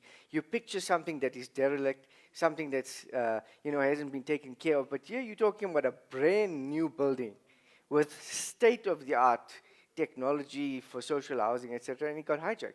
So we have to deal with it. It took 2 years for us to unhijack it, 2 years. And that's now, you know, day in, day out, month in, month out, year in, year out, we've got issues.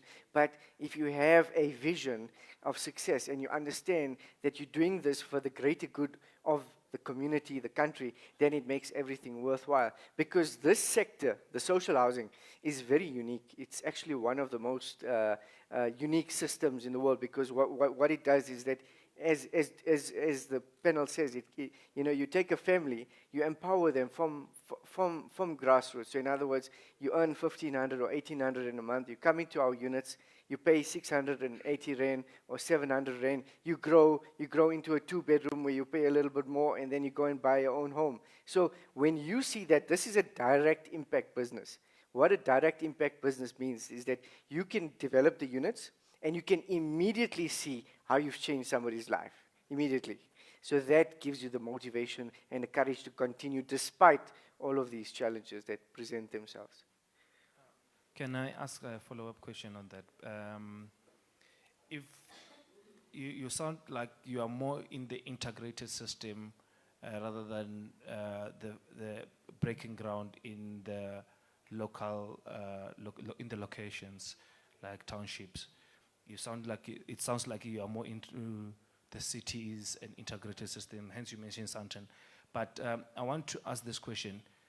Most of the land is already taken in the city, or in the urban areas, most of it. So would you look at existing buildings that are there?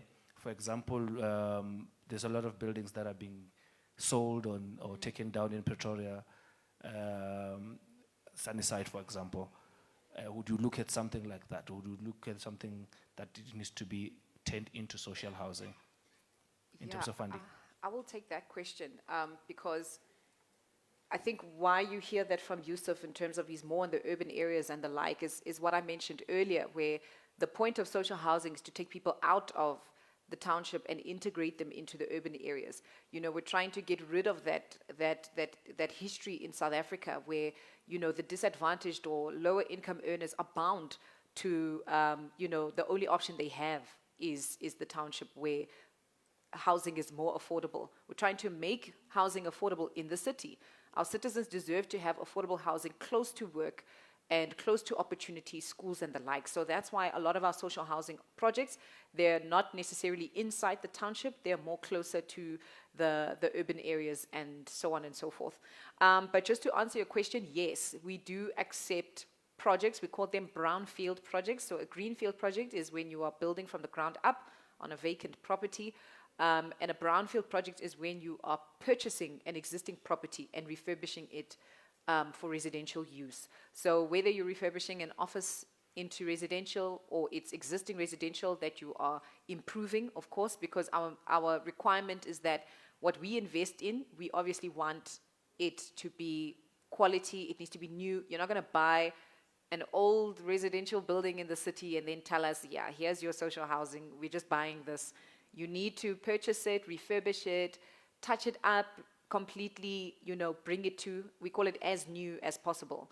So that means you will take it in, you'll address any kinds of issues and wear and tear over the years, water damage, mold, whatever the case may be. You can even improve it. We have a lot of our entities, they buy these buildings, they reconfigure the inside envelope. So maybe say, for instance, this property had 120 units, but all of them were like these tiny micro units. So then someone purchases that building, they break down those walls, turn it into maybe 2 bedrooms, 1 bedroom bachelors, completely overhaul it. So we do accept that as a project type, because indeed, where land is unavailable, at least properties are there across the city, across South Africa. So whichever region it may be, Joburg, East Rand, Kempton Park, even Western Cape, Durban, whatever the case may be, as long as it's in a restructuring zone, just by the way. But yes, we do accept that. And last one, just for understanding. If the building is therefore in the city, obviously the cost of reconstruction or reconfiguring it will be high. Would you accept in the modeling the IBTs?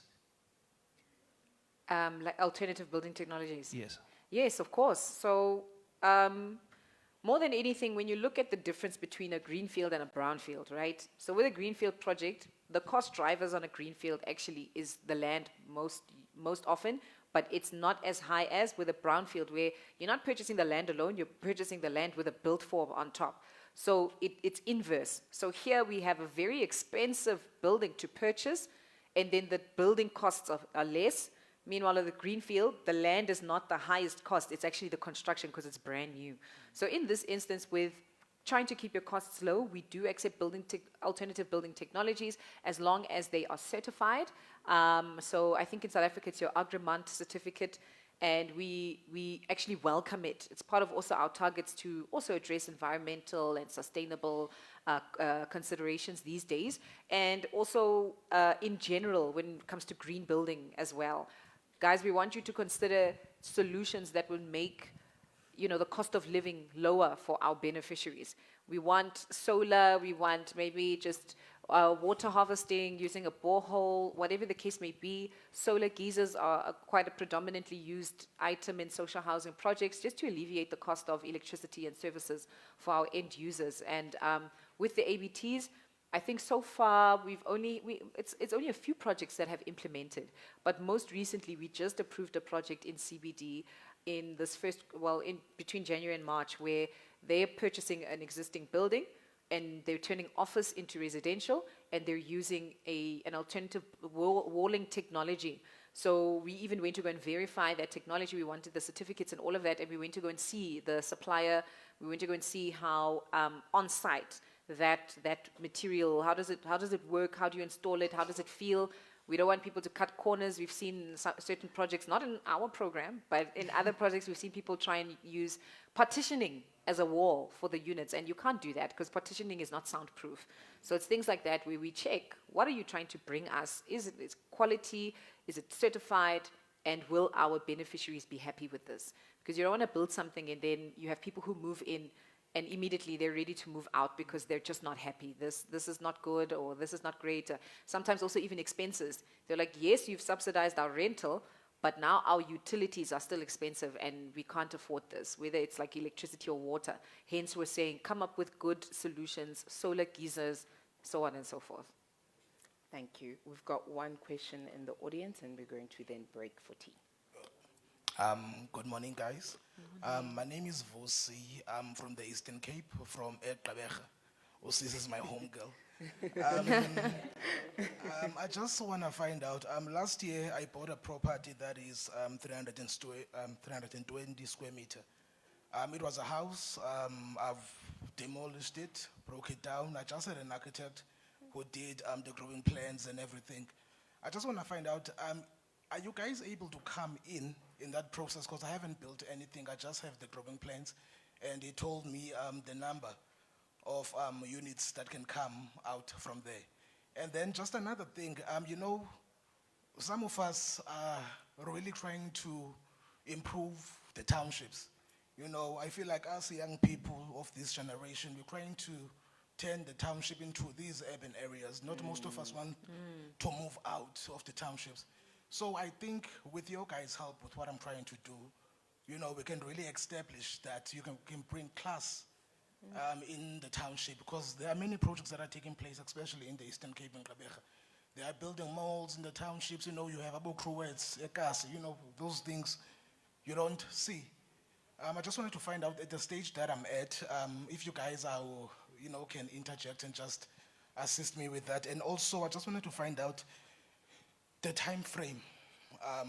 Since I'm already in the process of that, I would just like to find out the process that you guys take. How long does it take? Yeah, I think that's all.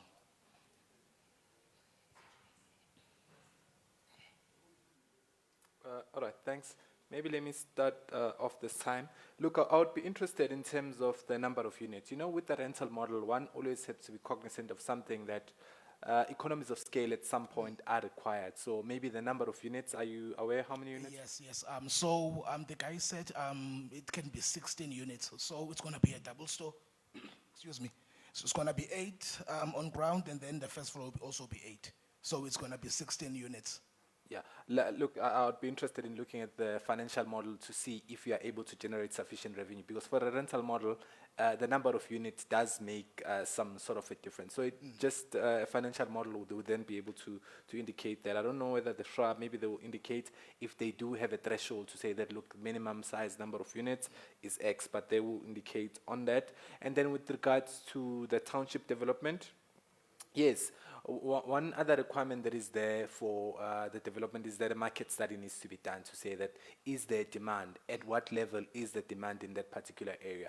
So it could be that maybe a social housing is not appropriate for that area. So there are various avenues. It could consider private rental. One of the subsidiaries of NHFC, I don't know, it's also common in Gqeberha, it's called Umastandi. Under TAF. So you can also be able to consider something of that sort to be able to assist with that regard. And then in terms of the time frame to obtain an approval, it all depends on the loan amount when it comes to the debt funding component, because there are various sanctioning committees. At the NHFC, our CEO is able to approve up to 15 million rand. She has that delegation of authority. And then up to 50 million, then it's approved by our management, which would be formed by our executive committee, which sits every 2 weeks. So once you've submitted an appraisal, a proposal has been drafted, it gets tabled to that committee. If it's above then 50 million, it has to be recommended by this management committee to a subcommittee of the board that meets once a quarter. They approve up to 200 million. So then the turnaround time could be then up to 3 months. But it also depends on the availability of information. As the SHRA indicated, that there's quite a comprehensive list of documents which are required in order for the NHFC to be able to further the process. So it's dependent upon yourself availing the information that is required for the sanctioning committee, but it would range anything between a month and up to about a quarter, which would be 3 months, depending on the loan amount and the availability of information. If there are queries, obviously, that arise, we do also rely on you to be able to provide that relevant clarity. Maybe if there are financial statements that you've submitted and there are queries on the note to say that, look, what is meant here? So there is that interaction, that interactive session that we will be having on a as and when required basis. Thank you. Okay, thank you. But can I just one last question? Is it possible, let's say I do get funding, I've already engaged with Omastandi, with UTAF. I'm just want to find out with you guys. Let's say I do get funding. Is it possible that I can get back the money that I have purchased the property with? I don't. Look, on the private rental side, you remember that there's also some equity contribution. Now, this is not a social housing model. There is some equity contribution, so you don't get that money back maybe up until such time that you've repaid the facility back fully to the NHFC. So it depends at what level of gearing, the loan to value. Have you contributed 10%, 20% equity, and then the NHFC obviously finances the up to 90 or 80% on the private rental model. Social housing would be a bit different on that case. Nkolo? Yeah, definitely. I think I just concur exactly with how it's been explained. But I just wanted to also highlight that with our requirement for your project to be medium to high density, our threshold is quite high. Like we look for at least maybe above 75 to 80 units upwards. So this one is quite small at this time, but it's like Yusuf was saying, you know, just starting where you are and you continue growing until that time where, you know, your 16 turns into 20 to 30, 50. One day you're going to reach that 100 threshold and you can definitely come forward. Thanks. Thank you. And Mr. Yusuf, I'd like to bring you in for some closing remarks with regards to the message of how we can bring the youth back into this conversation. Okay. Firstly, I just want to say how inspired I am to be here today. Just looking at the youth makes me energetic already. And I think that just because you are here already is already a huge step into progress into the sector. So persevere into whatever you need to do. Start the process, even if it's a few units. Go into the, there's organizations like NHFC, Gauteng Partnership Fund, TAF, who will fund the smaller projects as well, if it meets their criteria, so that you can get to the 100 units, so that you can approach the SHRA and the NHFC to continue your journey in social housing. So well done to you all, and I wish you all the success in this journey. It is a journey. And Mr. Justice, I heard you accept the challenge that there will be transformation even at HDA. Is there any closing remarks that you have? For me, it is quite an eye-opener because this is the first time I attend a youth event. I'm quite encouraged by the questions that have been put forward. I can see that the youth are hungry for entrepreneurship. Of course, some of us are not in the entrepreneurship space. We are working for government, but it's quite inspiring to see our young people prepare to take the plunge into the exciting but very risky terrain of entrepreneurship. On the part of the HDA, I think our program on youth is maturing. We have a fully fledged department that is currently running that, and we're intending to partner with other state institutions where we are facilitating agreements with funding organizations within the state, where through those programs we are, of course, going to try to find a way in which we can get the youth to be involved in our projects. And I think for me, as the person who mainly deal with issues of land acquisition and release, I would be quite happy to see a situation where the HDA is very active in facilitating release of land to youth entrepreneurship organization at amounts which I wouldn't say for free, but at a reasonable purchase prices which would enable the youth really to leverage land for other projects such as social housing or gap housing or any other program out there which they can engage in order to, of course, contribute into the growth of the economy of this country. Thank you. Thank you. Let's give that a round of applause.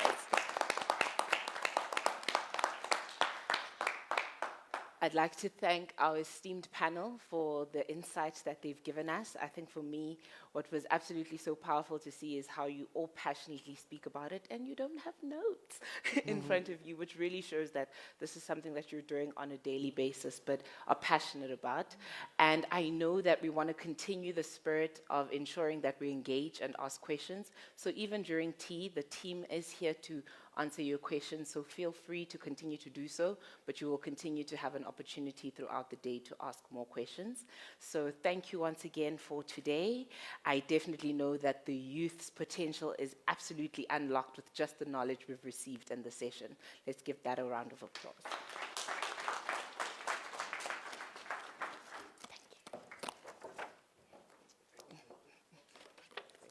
Thank you so much. Thank you. Thank you so much, guys. Thank you so much. And I know the photographer would love a photo, so if you guys can please come together.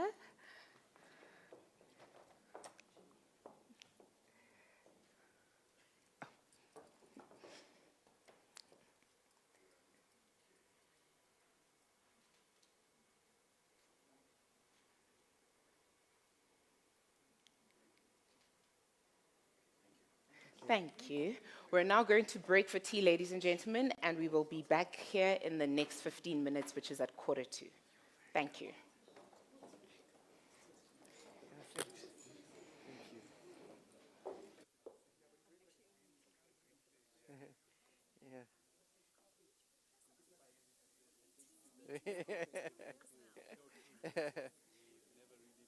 Nice to meet you too. Thank you. Nice to meet you, Justice. Nice. You gotta take this out. So, yeah. Yeah, with the equipment. Can we?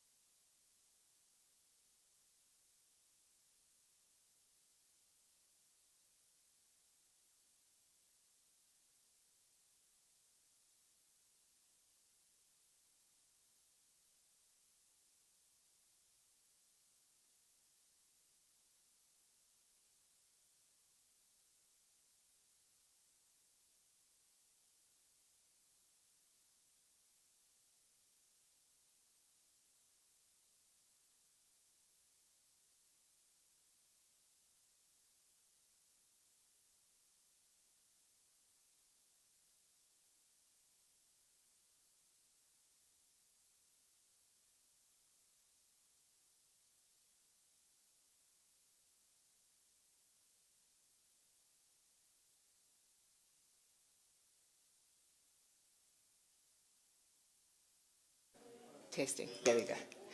Ladies and gentlemen, there's a banner outside and our photographer has moved to there, so let's keep the conversation going on social media platforms. Go get your professional photos taken outside and don't forget to tag YIPA_SA.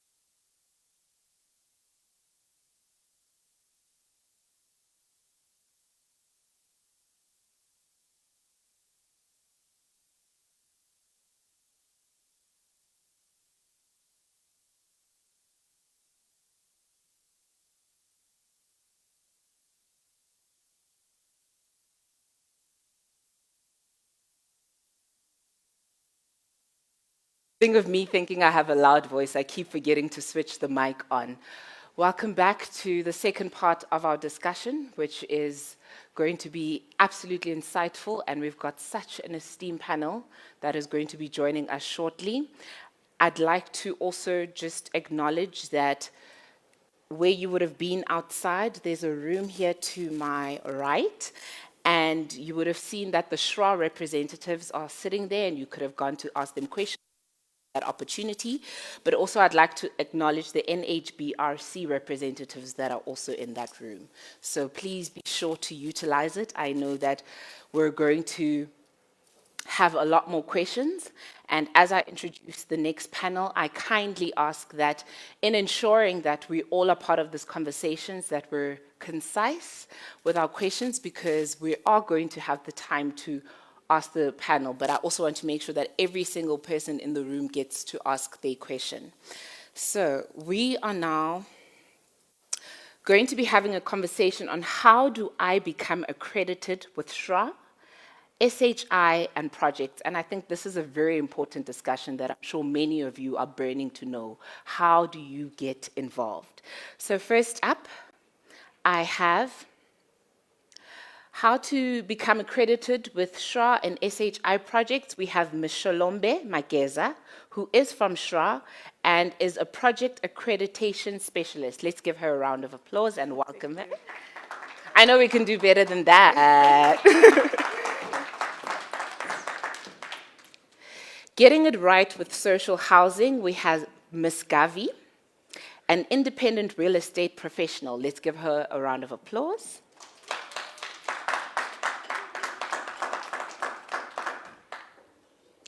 Speaking to SHRA and other opportunities, we have Ms. Tina Nevari. Let's give her a round of applause.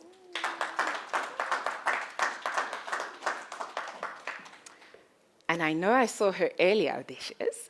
Up next, we have What is the Buzz with Transformation? And we have Ms. Portia Tau. Let's give her a warm round of applause.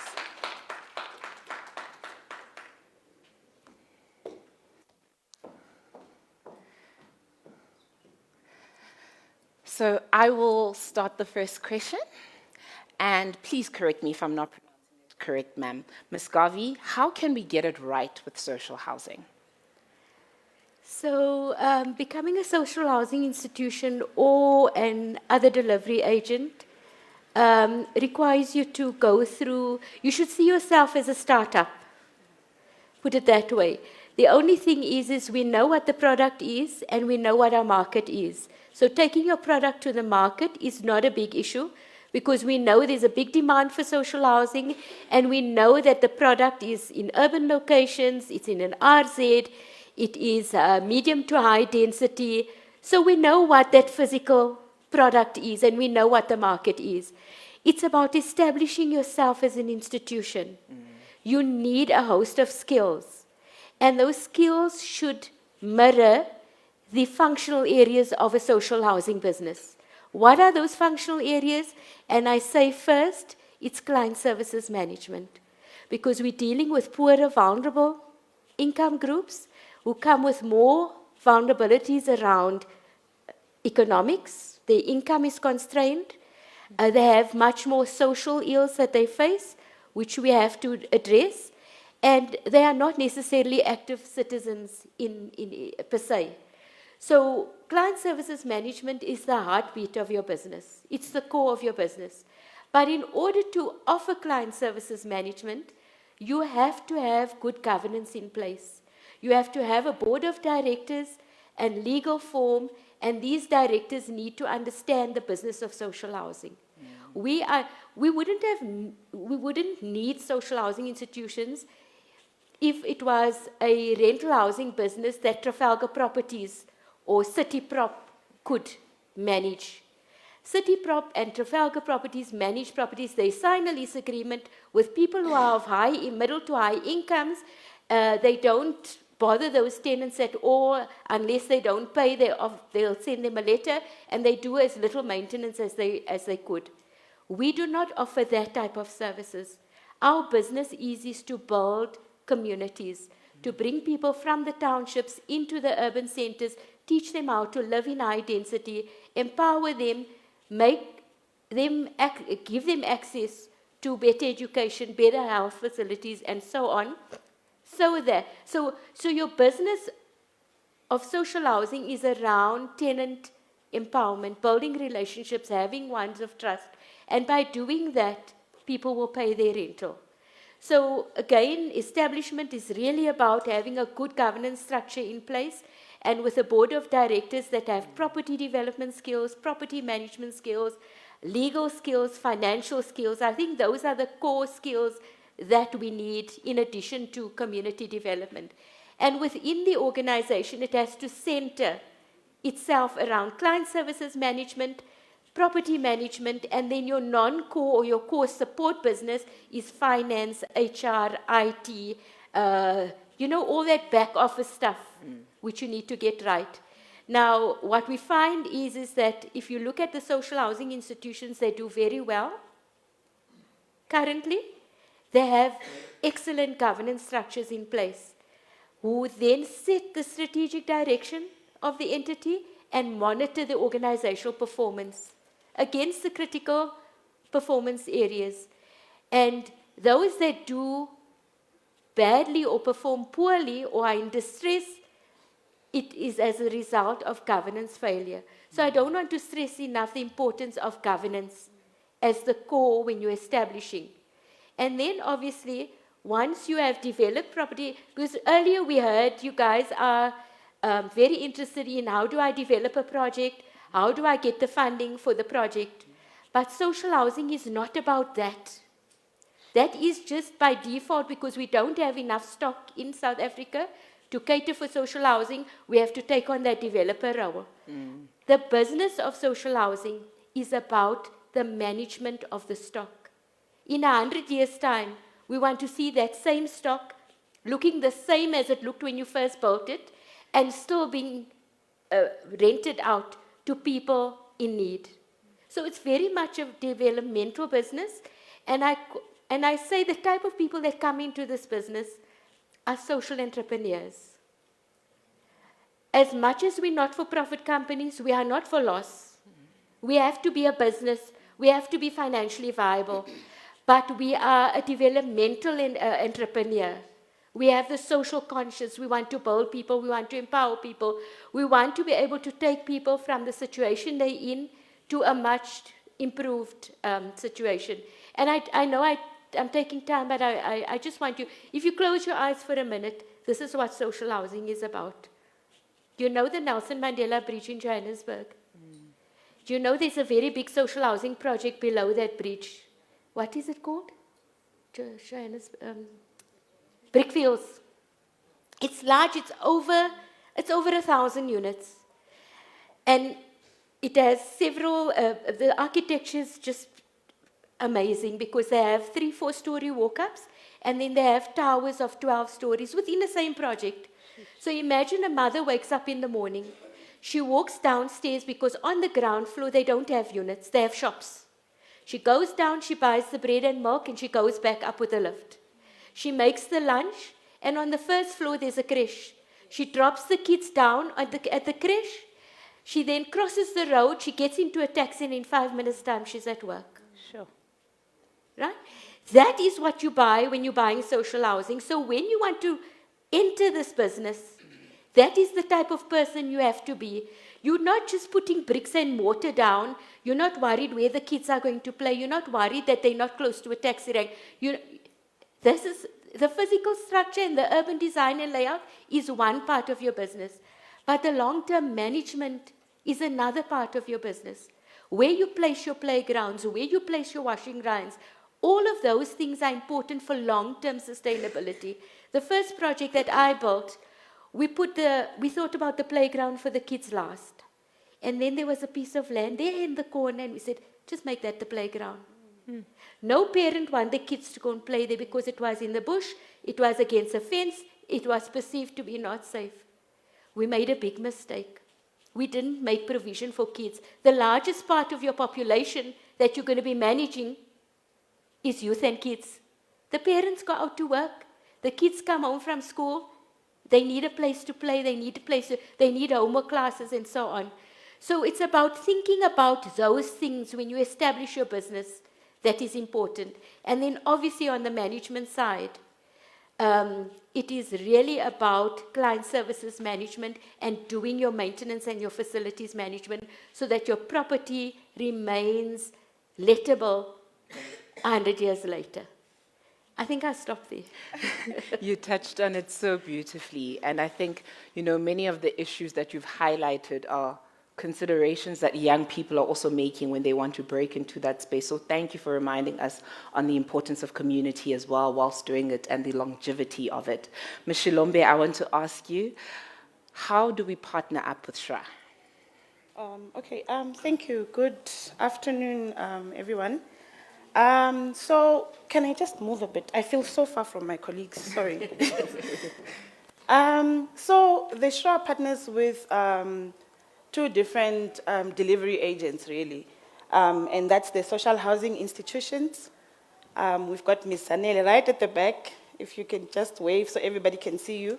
I will try and take you through that process, but at a high level, because we've got, Zanele who does the accreditation of those institutions. And then we also deal with other delivery agents, which myself, Zanele, in front, deals with, and, we'll try and take you through that.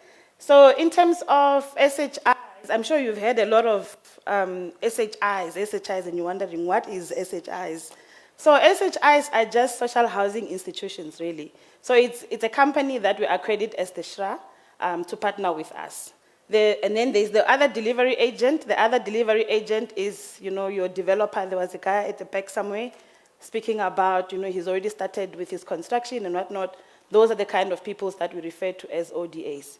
And the difference between the SHI and the ODA, really, the one that we like to talk about mostly is that SHIs are not required to provide the equity. I think my colleague Noxie earlier spent a lot of time about talking about equity, and Lindo Kuhle from NHFC, they spoke about that. So with SHIs, you are not required to contribute the 20% equity that we're speaking about. And then in terms of ODAs, you will be required to do that, and there is a reason behind, all of that. What I know is that when the SHRA started, we were thinking, we want to cater for people that are in the sector, and I think Ms. Posha will talk to the transformation part of things, but we understand that, the black people don't really have the 20% equity. So that's why the SHI, came into place. So with regards to how do you apply to be an SHI, so you will contact Zanele again. There's an email address that you must follow. In these things that are on your seats, you will see there's the email address that you must use there to request for the SHI pack. I think the email is regulation@shra.org.za. Just send an email, an introductory email, this is who I am. I'd like to partner with the SHRA as an SHI. You'll get a pack from Zanele. Zanele will also facilitate, so she will request for a meeting with you so she can go through, the pack with you so that you can understand. Because when you look at the pack right now, it looks like it's a lot of things. Hence, Khafi was just going on. It looks very, it's intense. Yes, it's intimidating. But with the help of Zanele, you'll then be able to see that it's actually not much there. Also, with the help of Dudu and John, they have training sessions that they assist SHIs, prospects, the people that want to become SHIs. They assist them. They provide a training where they take you through each and every section that Khafi was talking about now. So you can attend those sessions. And with regards to ODA accreditation, ODA, I'm sure you're hearing it a lot, you're wondering what is that? It's, if you're not an SHI, you must be something else. So you're an other delivery agent. That's what it means really. So you don't really get accredited like an SHI, but you will come to the SHRA and say, guys, I've got the equity, I'm able to raise the equity.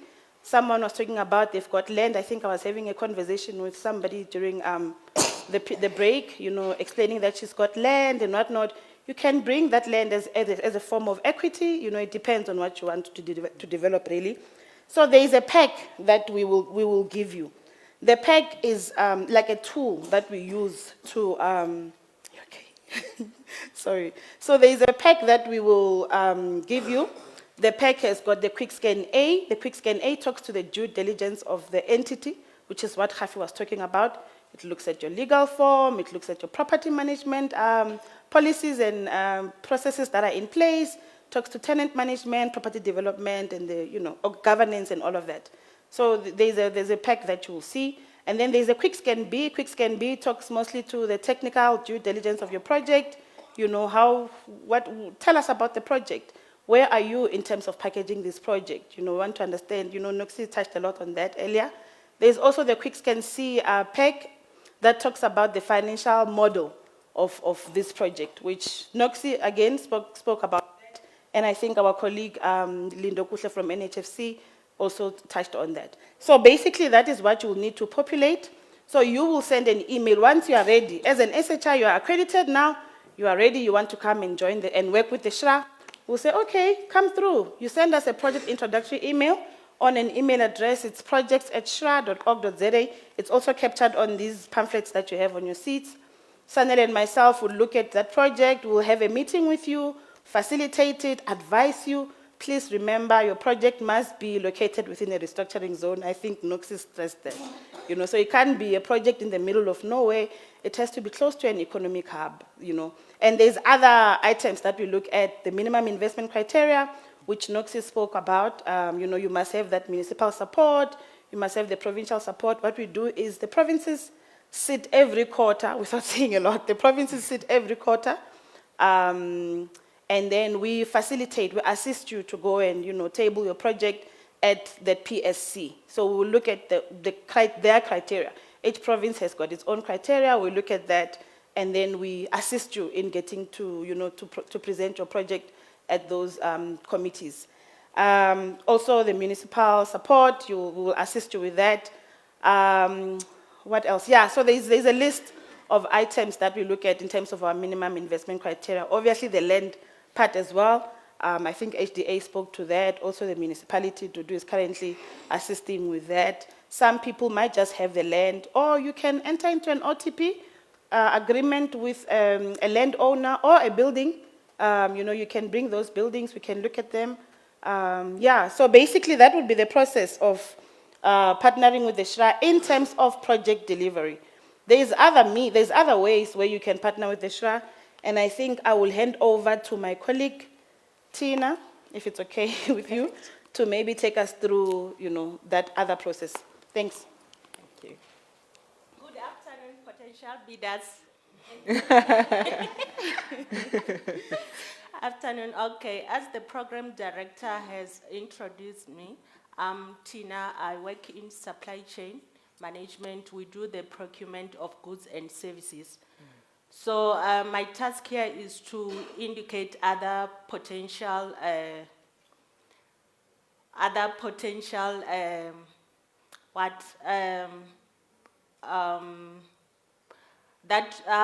services that you can get at SHRA, which is you can become a potential bidder. How do you become a potential bidder?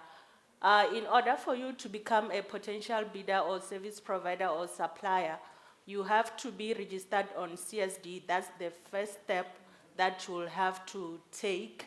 So when you register on the CSD, you will have to indicate the commodities that you offer, and then you will have to ensure that your tax matters are in order. You must ensure that you are tax compliant, and then your banking details are verified on the CSD. And then once that process is done, so supply chain normally send out, depending on the approach for procurement that we are following, we send out the request for invitation, which is a closed bid. So on that one, you are not allowed to share it with other bidders because it's directly sent to you. So if you send it to other or your friends or other suppliers, they won't be considered because it was directly sent to you. So you must respond as an individual for that specific company where the RFQ was sent to. And then the other approach that we can use in order to invite the bidders. It can be a tender where we put it on the SHRA website and also on the e-tender portal, National Treasury website, as per the requirement of the instruction notes. So the previous speakers touched on the previously disadvantaged individuals, which aligns with the BEE Act. So recently there's a PPR 2022 which was issued, which also speaks to the race, gender, and disability. As you are here, I'm sure you are all youth. So there's a specific goals for that, where when you respond to whether it's an RFQ, when you send your proposal, you must indicate if you are youth, so that you can claim whatever the points that are indicated on the terms of reference that was issued. So, having said that, you must also be aware that there are fraud and corruption, all those unethical communication that you might receive, which you must report to the SHRA. There's an email where you can report and the contact if you get any kind of those communication that you are not comfortable to respond to the RFQ or RFP. Before you respond, you must verify first. And then the other thing is that once you are an active service provider on the CSD, when you respond to the RFQ, you must also ensure that you go through the terms of reference, because most of the people, it's not like they're not getting the business because they don't have the potential to become the potential bidder. But basically because they didn't go through the TOR, more especially on the evaluation criteria where you get to be scored. That's where you must pay your attention in order to ensure that you understand the scope of work that is required by the SHRA whenever the request is sent out. I think I've covered. Yes, you have.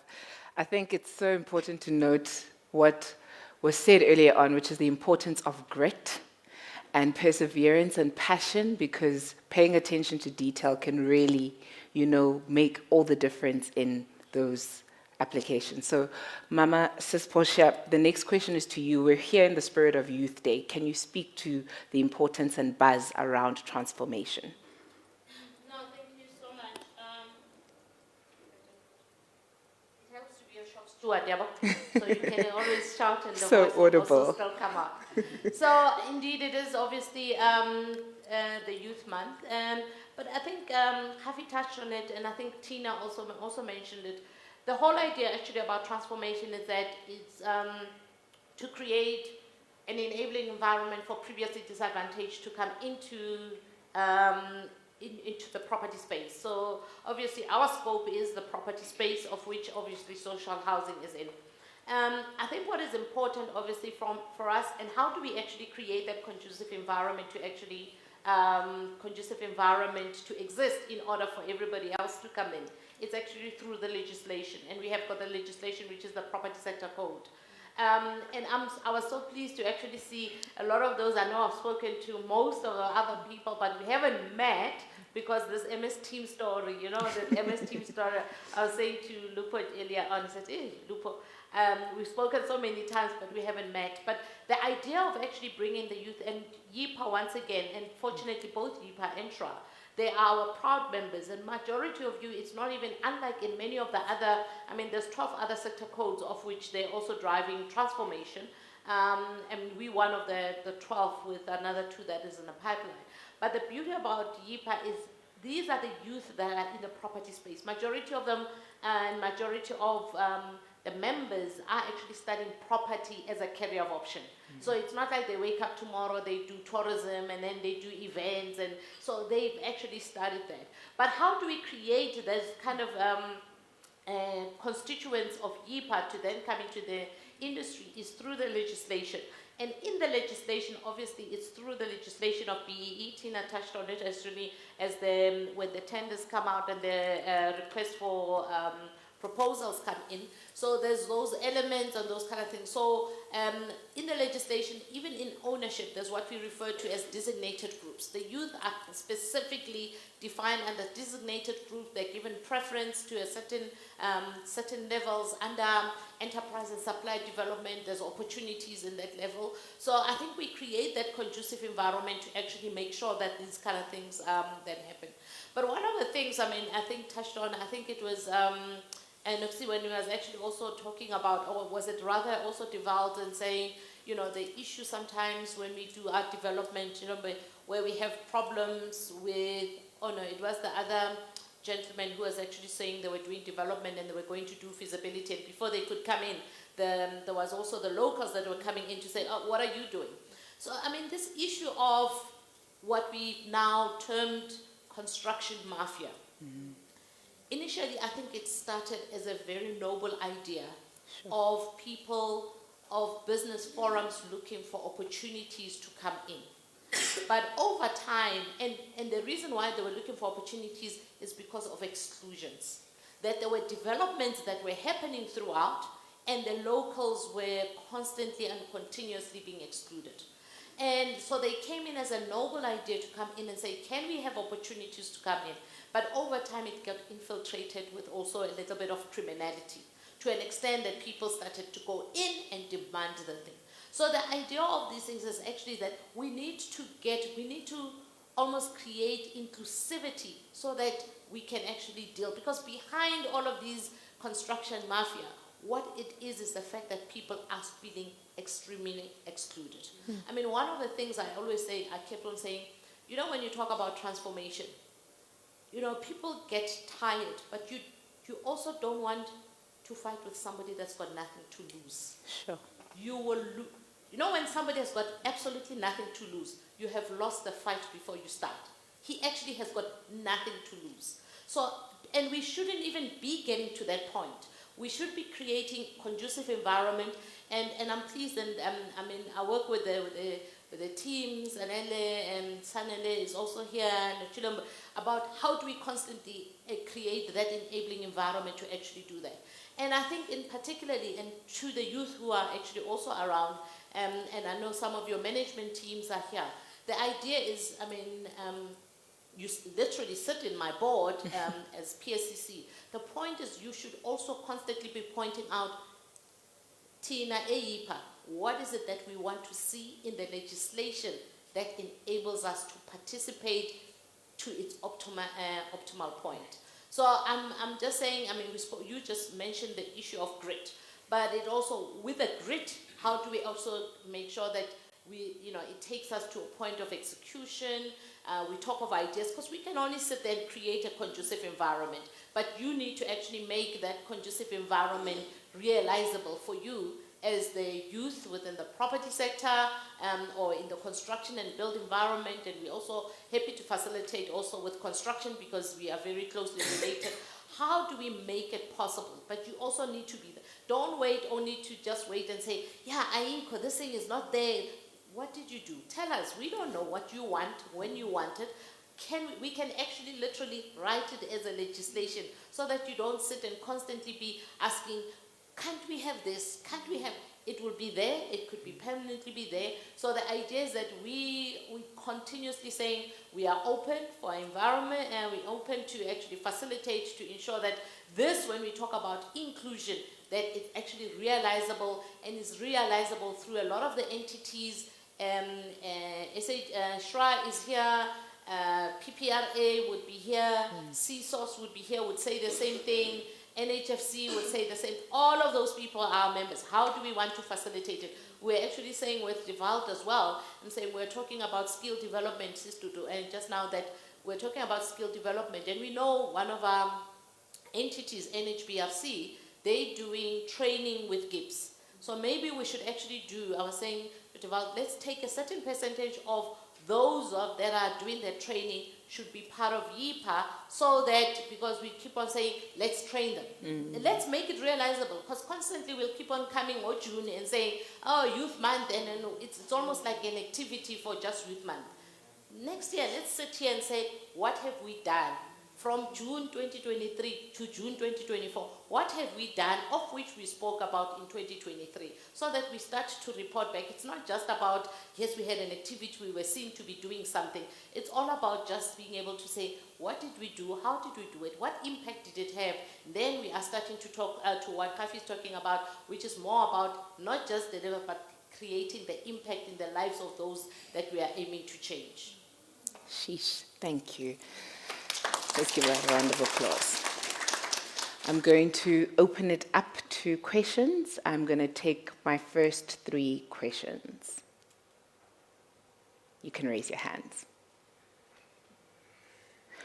While I let you think of those questions, I think something that really stood out, which I think is absolutely powerful for me, one of the ways that I always think it's important to define your worth is your network, and just looking at these organizations that are working hand in hand and have brought us here today and are sharing this information. There's absolutely no reason why we all can't get involved. I saw a hand go up. That is one. Do I have a second hand? Okay, we'll go with the first question in the meantime. Yes, please. Hi. My question is for Ms. Javi. I hope I have said it correctly. So I would like to ask, how are SHIs integrating technology into the management of their properties? And is that something you're currently looking into, and how is the implementation thereof going, if it is something you're doing?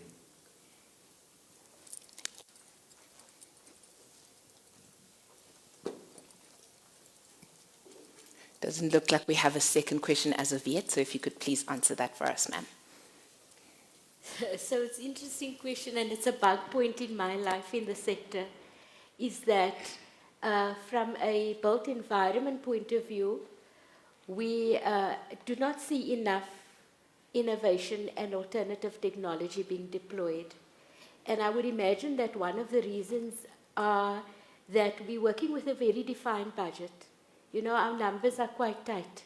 The grant, you get so much grant, you're allowed to take so much debt, that makes the cost of your unit, and the cost, you know, the basket of items that make up the cost for development is known.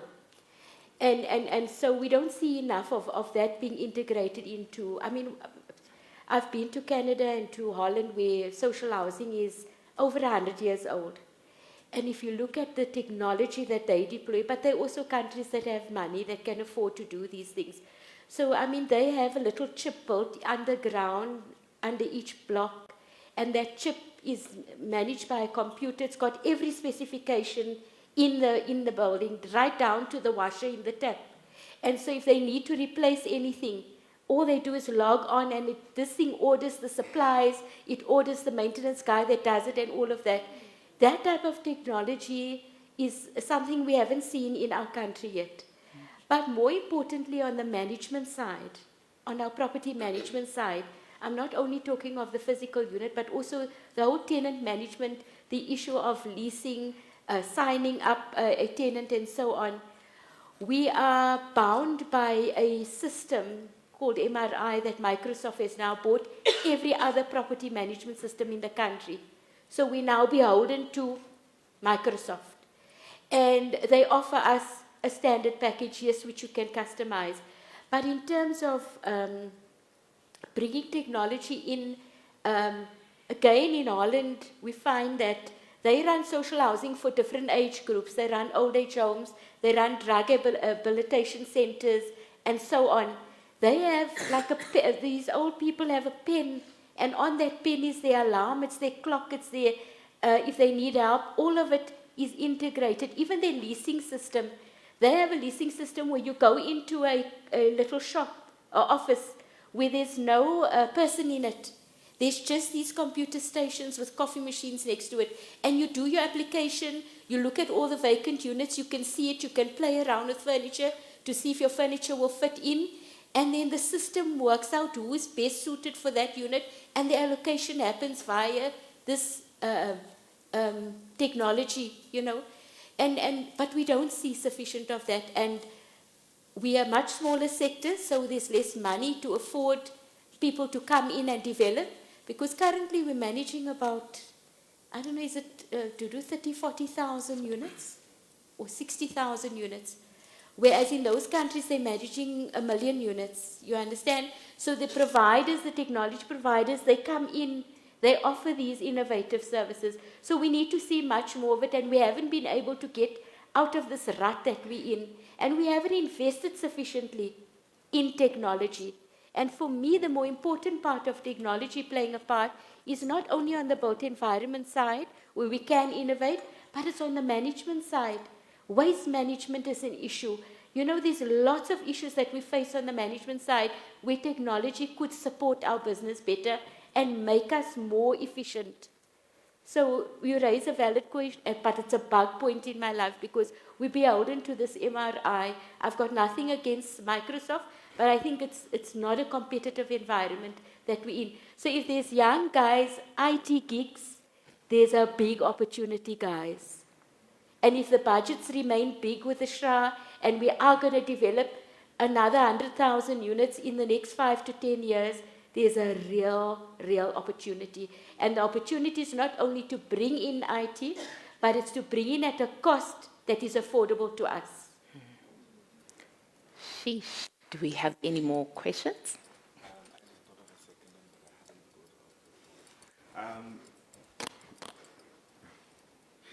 And then in terms of maintenance, if you are an SHI that is managing multiple projects or multiple portfolios, how do you optimize the costs while still ensuring that the standard or the quality is, I don't know what word to use, but let's say acceptable. So going back to what you were saying about keeping the stock in a condition where where you basically try and increase its life cycle. So how do you then, as an SHI running multiple portfolios or multiple properties, optimize your costs while still ensuring that the quality of your maintenance is to standard, if I can put it that way?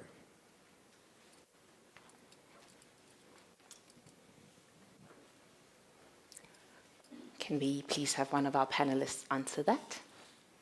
So there's two ways, or there's two things you have to consider. Upfront when you build, it's the robustness of the product that you're going to use. Secondly, it's about keeping the same specifications across your entire portfolio. So that when it gets to the maintenance side of things, first of all, your product has a longer lifespan. Secondly, it's more robust in terms of its usage. And thirdly, if you're going to put in a Cobra 101 tap, you're only going to keep Cobra 101 taps in your stock for maintenance, right? You're not going to have a unscrew tap and this thing, and you're going to have to keep a whole inventory of different items to do your maintenance. The third element that you raise on is about asset preservation, right? And that is about doing regular building condition assessments at least every 3 years and using the result to inform long-term maintenance planning. So if you know you've put in a quick hot geyser and the lifespan of a quick hot geyser is only 5 years, you know in 5 years' time you're going to be having lots of maintenance complaints for geysers that are breaking. Why not be proactive about it and say in 5 years' time, I'm changing all the geysers. You're eliminating that amount of staff you need that will go in and change geysers en masse in 5 years' time on a reactive basis. No, proactively you're going to remove everything and you're going to replace it. You take away that. So it is about asset preservation on the one hand, where you do your long-term maintenance planning, which is informed by building condition audits. You insure your property and you ensure that there's health and safety certification 1. But on the other hand, the decision you take upfront comes back to bite you if you use. So for instance, we have this thing, you know, we do very little cupboards, but we do a kitchen unit in our, that's what we offer. And you get this post form tops, yeah? It has not worked. It has not worked because people put hot pots on. It just breaks down all the time. So as a standard now, we say to ourselves, granite tops. We only put granite tops on because it stands the test of time. And if you speak to other social housing institutions, there's many advice they give you. It's heat pumps, no longer geysers, because they're getting longer use out of it. There's a whole lot of other technologies that they are deploying. And all you need to do is talk to a project development manager at a well-performing SHI, and they will tell you all the things that work and don't work. But it's that robustness up front, so that you don't have long-term expenses. But so the social housing program expects you to put away 1.02% of the total development cost into a reservation. So every month as you collect your rental, that percentage is going into a bank account. So that in 5 years' time, when you have to paint or you have to fix the geyser, you're not scratching your head for the money and going to the NHFC and saying, give me another loan. It's sitting there. You're taking it out. It's against that long-term maintenance plan. That keeps your units looking the same in 100 years' time. Thank you.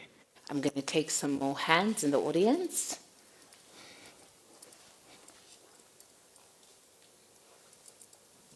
Afternoon, panelists. I have 3 questions. Oh, my name is Kopano, by the way. Right? My first question is, the lady on the left, you mentioned 2 emails. We didn't get that. Would you please just repeat it for us? It's regulations and another email, right? My second question is, most of us right here are startups, right? And we are most probably startups with just one ownership, right? So now, I'm not sure if it's you or the previous panelists, they were mentioned something of having board members, you know. We would love to know, like, what exactly would board members consist of, you know, so that we know that who do we recruit and who do we, like, keep close by and so forth. Right. That's my second question. And my third question is, we all need training afterwards. Where can we access training, right? And also, you've given us a huge amount of information after. We would love to know, like, where can we access all of this information after this? Yeah. Because some of us are writing notes, some of us are not writing notes, right? And also the most important one that I wanted to ask is there any way that even after this workshop that we're having, we will still have accessibility of communication with you guys, you know, because most of us right here, we might even have unanswered questions, you know, because of being shy and so forth. So I would love to know, like, where do we go after here? Where do we get more wealth of information and so forth? Thank you very much. Okay.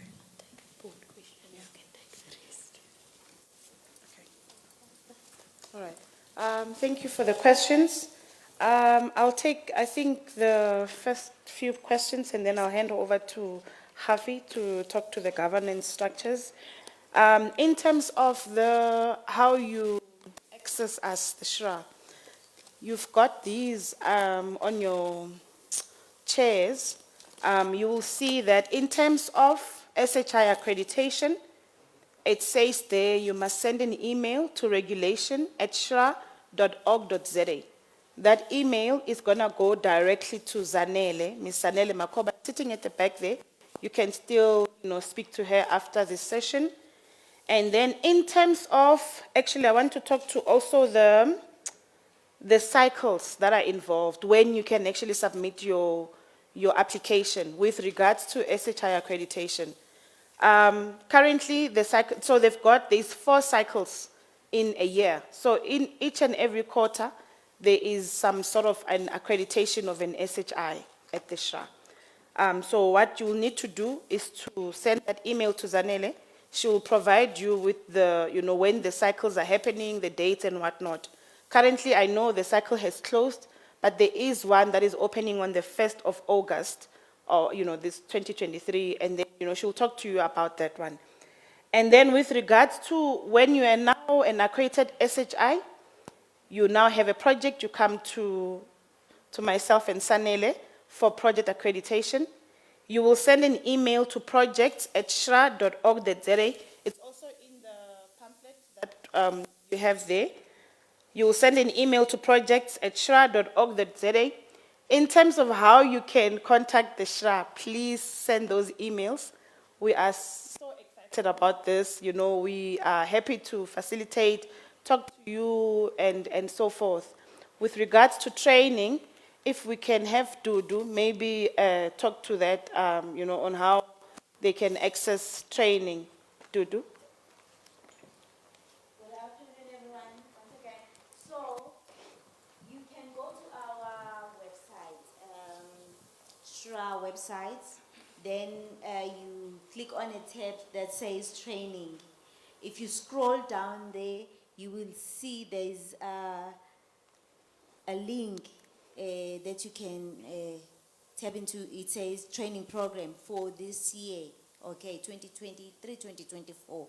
And then below there is also an RSVP. So you click there, then you RSVP. But also, we are going to share the training program with Lupo so that he can also distribute to all the members. Thank you. Thank you. Kopano, were all your questions answered? No, so the question around the board of directors, the key functional areas of your business as a social housing institution or other delivery agent in the property space is that you need a built environment person on the board. So it's some architect, QS, that type of person. Because that person would then be the oversight person to the project development role. You need a property management expert, and let's talk about residential property management because commercial property management is very different from, you know. So let it be a residential property management person, and that person will then be the oversight for tenant and property management. Then you need a legal expert that can give oversight and advice around legal matters, and you need a financial person on the board. The SHRA has included an additional skill called HR. They want an HR person as well on the board, for the sole reason that as you grow, you get these growth pains, and change management becomes an issue, and the organization faces stress. And so they believe that that additional skill becomes important as you grow. So those are the skills they look for on the board. And it's really a mirror of the key functional areas. So if it is that you're on your own and you're the founding member, you will go and look for 4 or 5 other people that will fill the skills that you don't have. And that could become your board. You become the registered directors. Remember, the board must consist mainly of non-executive directors. There must be a majority of non-executive directors, and executive directors must be in the minority. The second big thing is to avoid a conflict of interest. The chairperson cannot be the CEO, cannot be an executive director, right? It must be an independent non-executive director. So if you those 5 people, and 4 of them are non-executive directors, you can make one of them an executive director, the person that fits the profile most to lead the organization as a CEO. But just remember, majority non-executive directors, independent chairperson, and the CEO cannot be the chairperson. Those roles must be separated. Does it help? Yeah, just I hope I'm not going to sound pessimistic, but what are the most contributing factors to people being rejected, and what can we do to rectify those mistakes, you know?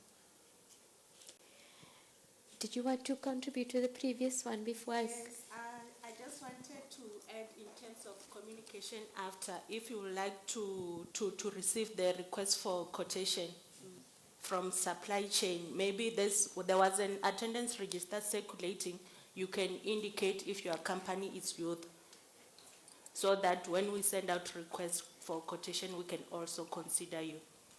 Just make sure that you register your company name before you leave. Yes. Yeah. Thank you. Okay. Thank you. With regards to applications being rejected, you do find that, and I will explain to you, and then I'll hand over to Khafi as well to maybe provide some detail. With regards to SHI accreditation, as I've indicated earlier, that you will be given a pack that you need to respond to. So in that pack, it's a folder, really. It will tell you that under this folder, you need to submit the following things. So sometimes you do find that, and Khafi will talk to that, you do find that, for example, there is a board charter that has been submitted as an example. However, the contents of that board charter does not meet the requirements of the SHRA.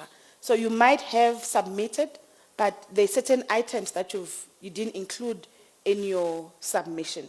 So that is just one example, you know. So yes, you might find that due to that reason, you know, we will send back your application.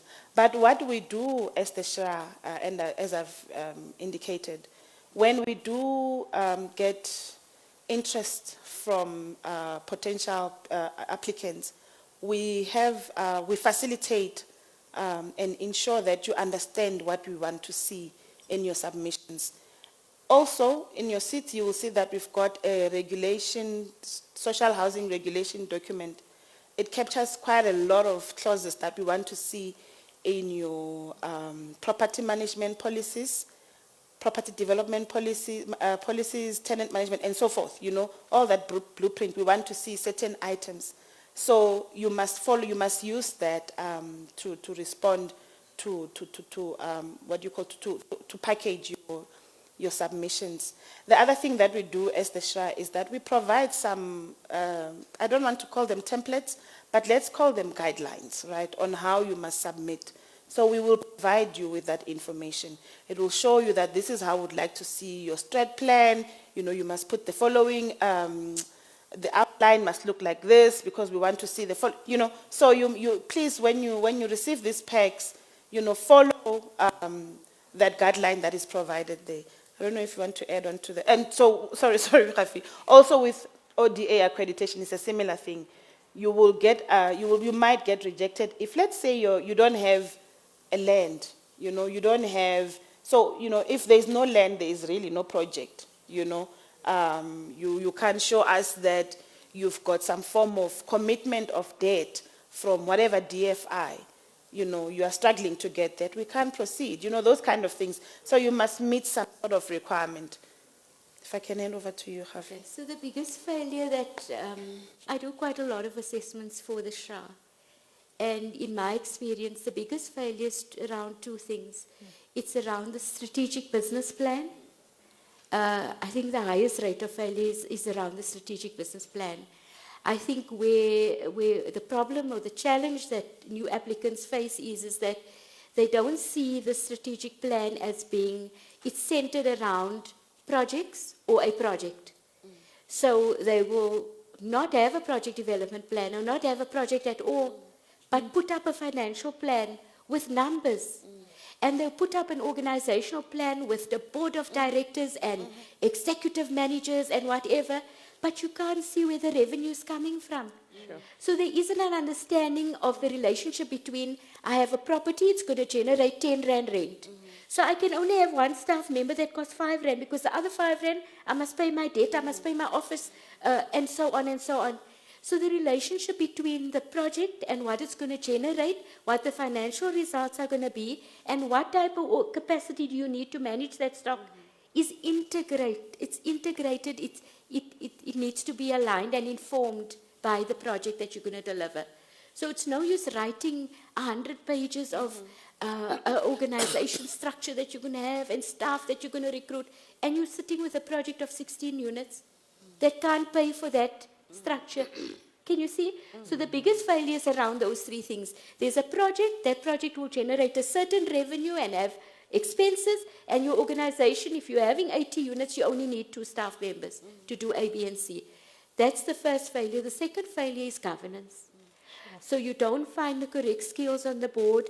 You find that the governance policies like the board charter and the code of conduct Don't talk to what the MOI is saying when you registered your company. You're saying, I'll have a minimum of 5 directors. Then your board chart is saying, but I'm having a minimum of 7 directors. The one's not talking to the other. So it's around governance failure and it's around the strategic plan. And to mitigate that, Dudu section runs a fantastic training program. It's actually a series. So you attend the first training, is Introduction to Social Housing. It tells you all about the program, the instruments, the financial instruments that drive, the institutional arrangements that drive the program. So now you have an understanding. The second one is how to become accredited, or how, the business of social housing. So it tells you what you need to consider when you establish your business, what you need to consider when you start developing stock, what you need to consider when you manage stock. And then there's a project, what's it called, to do the feasibility one? Project packaging. So that one just tells you how to take your first piece of land or your first building and how to package it so that you meet the requirements of the accreditation unit. And if you got those 3, you have enough to start with, and there's enough time that those trainers spend with you to say, this is how you should consider legal form, this is how you should consider your board. All of that, it gives you enough detailed information. Together with the tools and templates that they provide you, you should be able to submit a compelling application. The big challenge is the land. You must come with a piece of land, and that's, to obtain that piece of land that's affordable is the challenge that you will have. I don't think capacity should be an issue. Because if you talk to 5 other people in the room, you'll have a board of directors and you will have a management in place, because there's various skills sitting around the room. And through this organization who pulls the skills together, there's no reason why you can't engage them and say, I want to get 5 like-minded people together, help me do that. I think that is what they're here for, is to make it practically possible. Sheesh. With that said, I can see there are a lot more questions, so let me not waste any time. Good day, everyone. May I please sit down? I'm shy. I just wanted to find out, can I ask my question by painting a scenario? Let's say you get the grant, the project starts, everything is set up, everything is good, you have your rentals coming in, everything's hunky-dory. 5 years down the line, the property market is doing well. Are you allowed to sell your property? Is it flexible?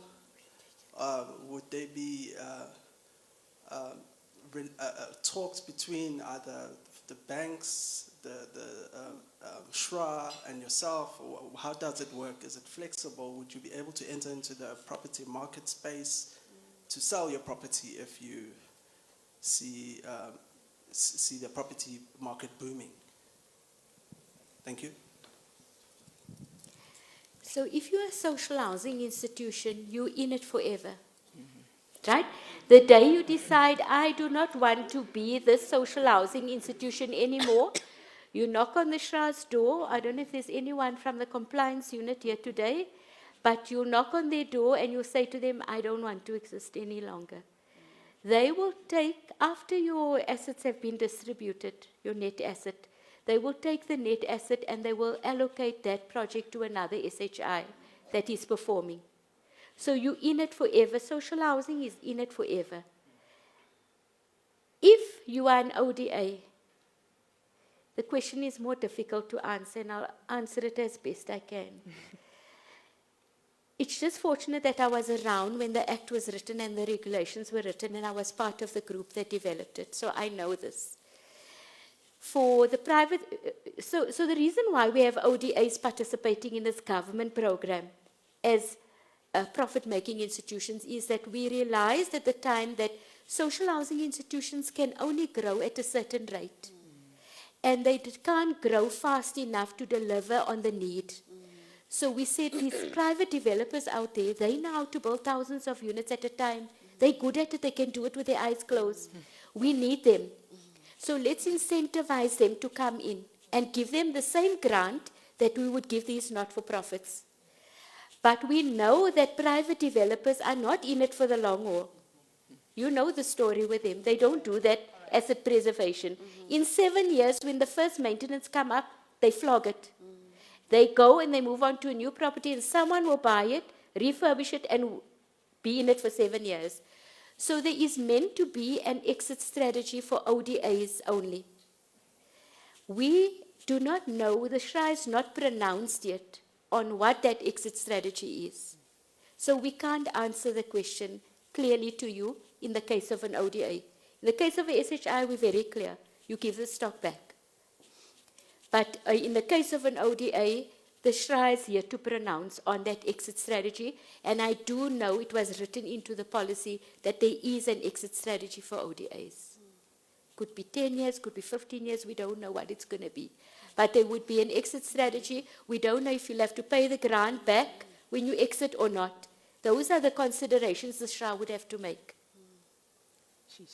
Earlier on, Ms. Gavi, you mentioned that we're currently on about 40 to 60,000 units in South Africa and that there are countries that are over 1 million. Yes. And I think as you touched on that point, I realized the importance of this event happening and speaking to young people because we are that future and we want to make sure that we get to those units. So it might sound a little tense. I heard some of yours when she said there's no exit plan, but I do think the right people are in this room to ensure the sustainability and the future of South Africa is in the right hands. I saw some hands earlier on.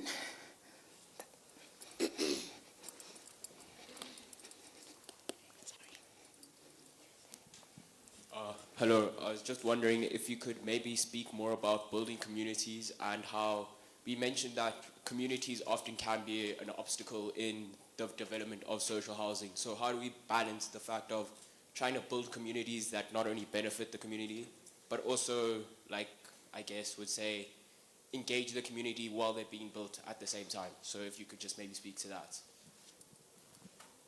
Thank you. I think you're speaking on the issue of localization, right? Yeah, look, I mean, the point though is actually, especially if you are SHI, being a municipality, anyway, it's governed in the process to be able to say you need to subcontract. But it shouldn't only be done because there is that legislation.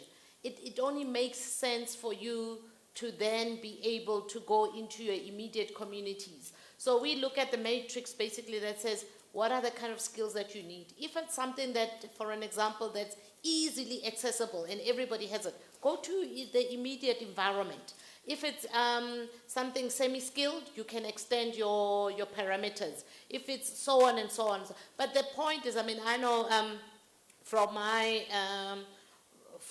my constituents, amongst others, we get people that develop like a shopping center in Limpopo and they go fetch cleaners in Gauteng. It doesn't make sense. That's why people start to resent these kind of things. When they are, cleaning is not necessarily a skill. When people in Limpopo are looking for that. So I think localization, certainly without a doubt, the idea is actually to develop communities, and it should be enshrined in our mind that when we do this kind of communities, we start with the immediate communities. Yes, to an extent that obviously there is, those skills are not available in that community. Expand your horizon in terms of where you search, but I think you start within the horizon and then you obviously broaden the engagement. So that balance needs to be conscious, and it should not, I mean, look, it got to a point of being legislated because, I mean, most of the time people say, no, it shouldn't be in the legislation. The point why things get into the legislation is because you were not doing it anyway. Because if you did it, we didn't need to actually have it in the legislation. So I think that's how we actually get to do that. But I think I'm hoping that we're speaking to a lot of conscious participants, a lot of owners that are there, that you are conscious about these kind of things. Because every single thing that we decide on has got those kind of consequences. Eventually it leads to, sometimes it must lead to the kind of change that we would like to see and be a part of. I think just to add to that, from a practical point of view, we heard earlier from the panel that yes, to do social housing, you must have CIBD 9 and whatever, upwards, whatever. So that means you're going to go to one of the big contractors to come and do your project, isn't it? But there's mechanisms to build this localization into it. Yeah. So there's two ways of doing it. You say to your contractor, in your contract, you will use local labor, But secondly, 30% or 40% or whatever percent of this project, of this contract, will go into incubation, creating SMMEs and so on.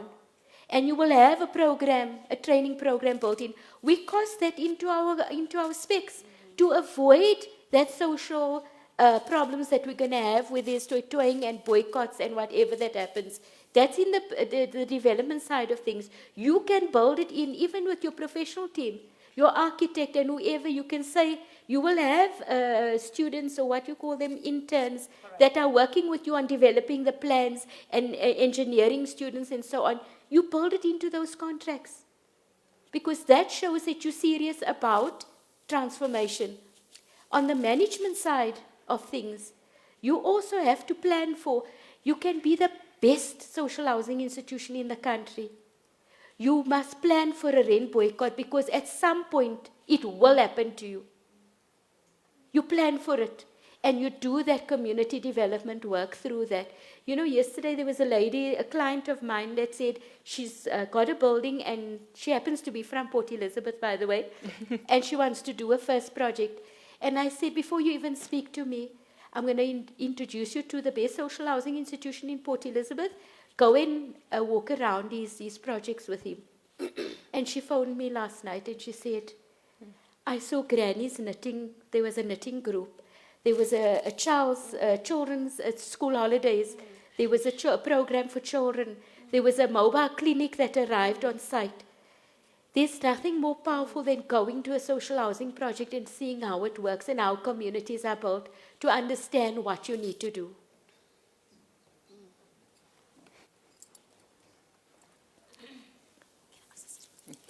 Hello. I just want to ask something quickly. So I want to ask, have there been instances where you guys fail to deliver and do what you always set out to do? And when that happens, what risks do you expose yourself to as an SHI, and what risks as SHRA do you then do you expose yourselves to in cases of failure? What happens between the two parties? Because I can imagine you do have a contractual agreement. So what happens is in those instances? I can help you. Do you want me to? Yeah, let me go. All right. So, yeah, those instances do happen. And, you know, within the SHRA, there is a unit that I am based. It's called CAR. So it's Compliance, Accreditation, and Regulations, right? So what compliance does is it's to actually try and mitigate that, you know, to try and see, hence we want to see the performance of that entity and the stock, you know, so that when we start seeing that there could be some problems that are coming up, we try and assist through. There's a capacitation grant that SDNT would support the SHIs and the ODAs. If that does not, we try and monitor, you know, to ensure that that does not happen before we even get to the regulations part where, you know, there's other legal things that starts happening where we need to conduct forensics and whatnot to understand what went wrong where and what we need to do with that stock. And as indicated earlier by Hafi, and I will hand over to her to try and assist me, that, you know, we might need at some time, we might actually need to, you know, transfer the stock to another SHI if we can't rescue this entity.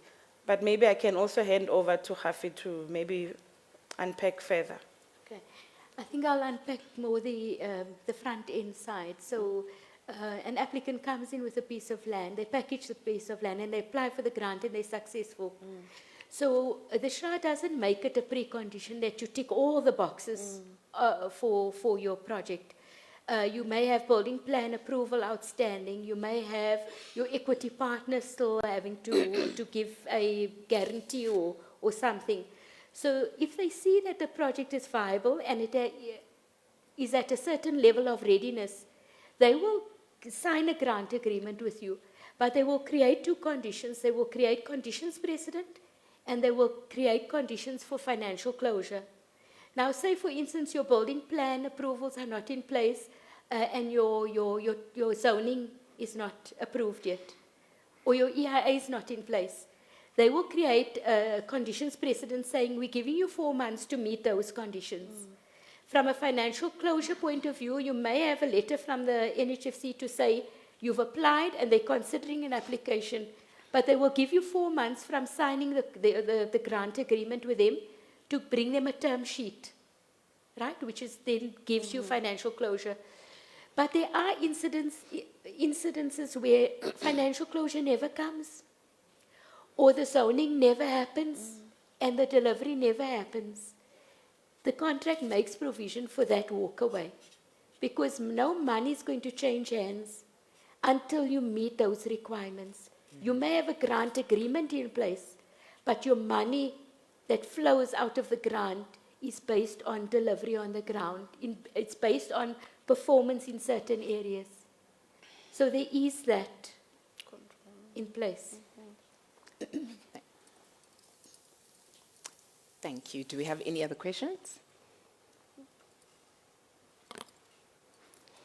Ms. Harvey, I think this one's for you again, or any of the panel members that feel they can answer it.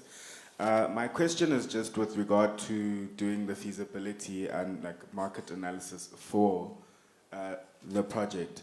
So with private rental projects, once you've established your rental range, you're then able to have an idea of how much you'd be charging the tenants. But now as an SHI, how do you do that? Because there are the varying income brackets, and obviously based on the typology of your property, that then also is another factor to consider. I guess my question is, how different is doing cash flows for a project by an SHI versus private rental? How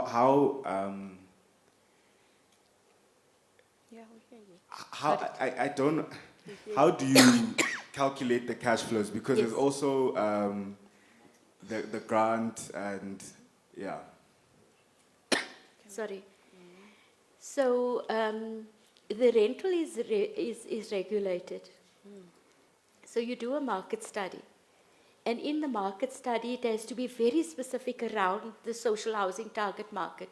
So you need to understand people sitting in the primary market. What percentage of those people would be most likely rent a unit from social housing? Sorry. And so your market study will tell you that. And then the SHRA recommends that you put a certain percentage of your units into each segment of the target market. So they break down the 1850 to 22,000 into 5 groupings. So people earning between 1850 and 35? 670, yeah. Primary. Yeah. 5% of your units must go into that, and then from 3501 to 67, 20% must go. Sorry, 10% goes into the lowest, 20% goes into the second category.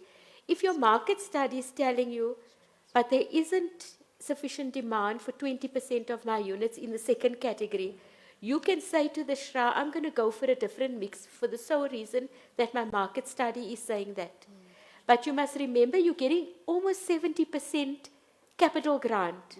What is that buying? It's buying a reduced rental, right? So you're not going to charge the market's rental. You are going to charge a prescribed rental that the SHRA sets. So for instance, in that first group where you got to do 10% to the lowest income group, 1850 to 35, your rental is going to be 625 on average.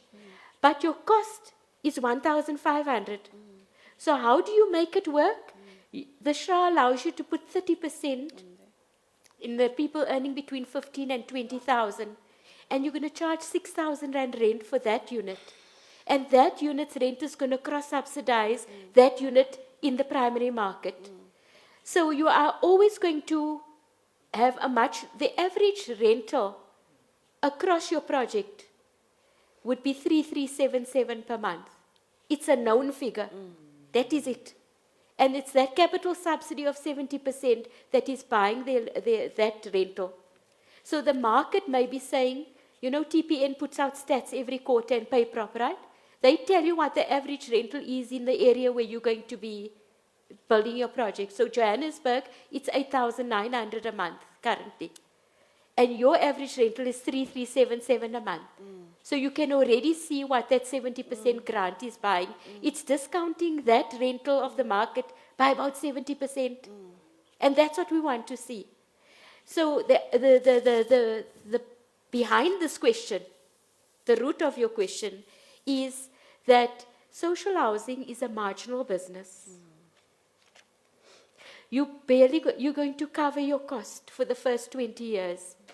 You're going to juggle those figures and numbers. You're going to be so cost conscious to make it work. Because remember, you're servicing debt in that first 20 years. And your operating expenses are, especially the direct property costs, those basket of costs are high. Right? And so you're operating really in a margin. So you're getting this nice big grant up front and you're building this beautiful project. And then you've got to balance the numbers for the next 20 years while you pay off the bond. But once you've paid off the bond, you become cash flush.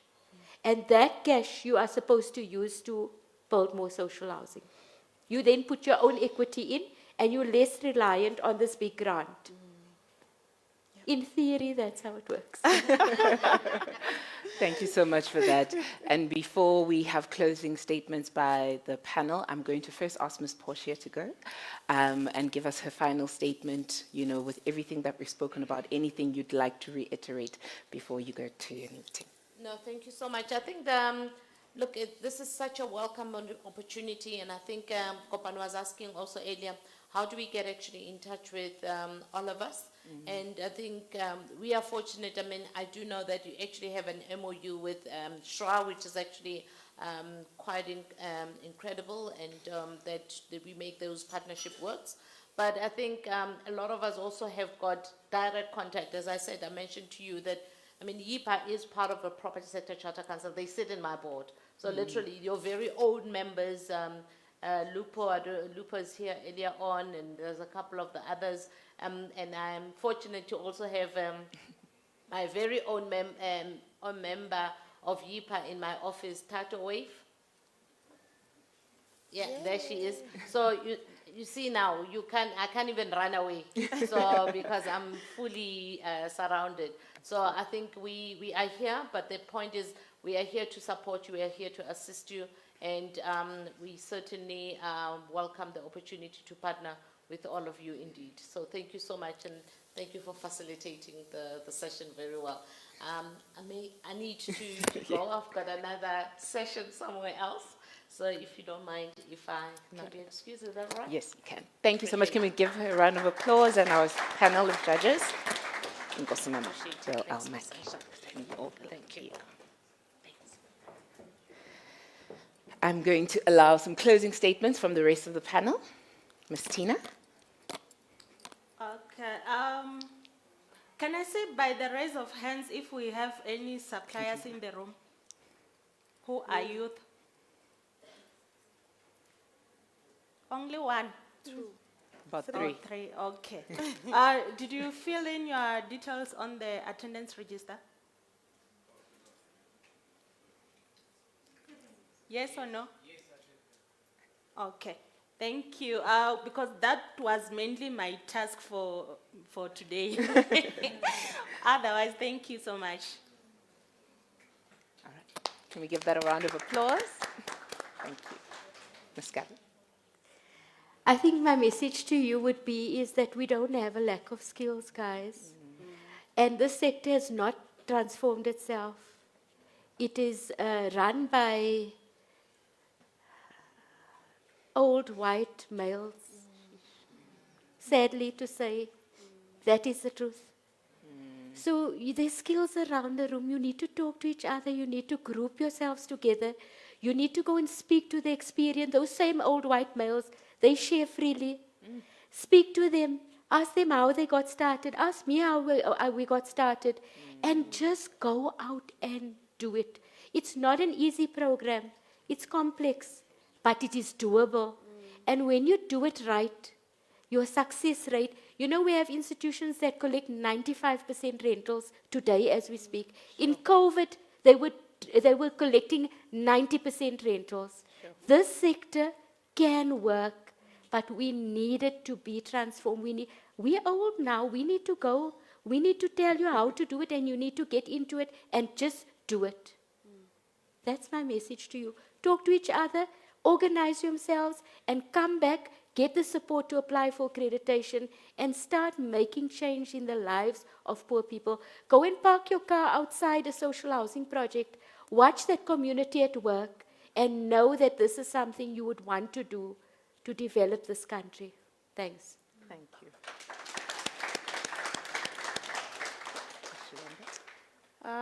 My closing statement really is to say, you know, the support at the SHRA is there. You know, sometimes we sit there and we think, oh, you know, government entities, you can't get hold of anybody. But I can almost assure you that I promise you, once you send those the email to those email addresses that I've shared, we will be able to assist you. If I can't assist you, it's going to go to sector development and transformation. If not, you know, we will be able to channel you to the correct people that can assist you. So we really are looking forward to engaging further. Let us assist you with becoming SHIs or ODA, and you know, let's build those units, man. You know, I think there is a lot of talent here, and we're looking forward to it. Thank you. Thank you. We've had an absolutely phenomenal discussion with, sure, the knowledge and insight that these powerful women have shared. And I know that the discussion is not only going to end here. So please, with some energy, can we give them one last round of applause? Thank you, sir. Thank you. Thank you. Thank you, Mama. Let's give them a round of applause.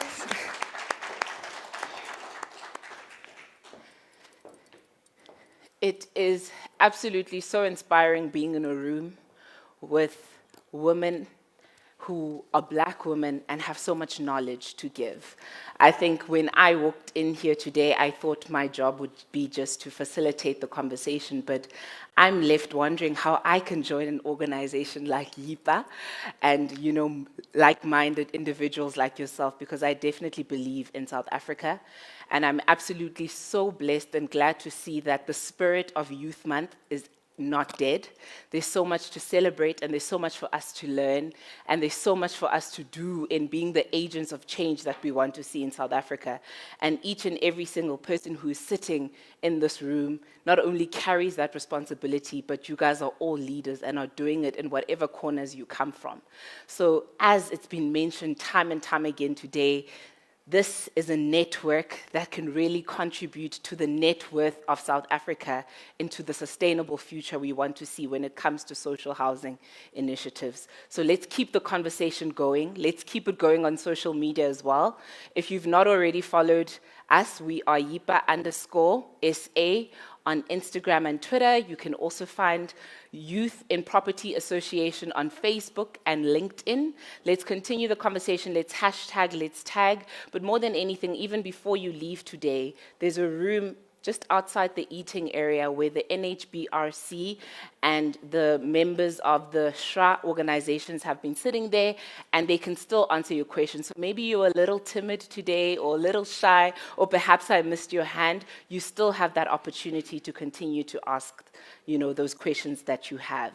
But I want to thank every single person who, you know, has been here today. I want to also acknowledge all the organizations that have partnered up so greatly and are ensuring that we all end off Youth Month on a very powerful and positive note, and that we carry this energy As mentioned, there are some things that are opening in August, I think was mentioned, Sistutu, and there's so many other projects and training that were mentioned here, so it doesn't end today. Let's continue to have this conversation.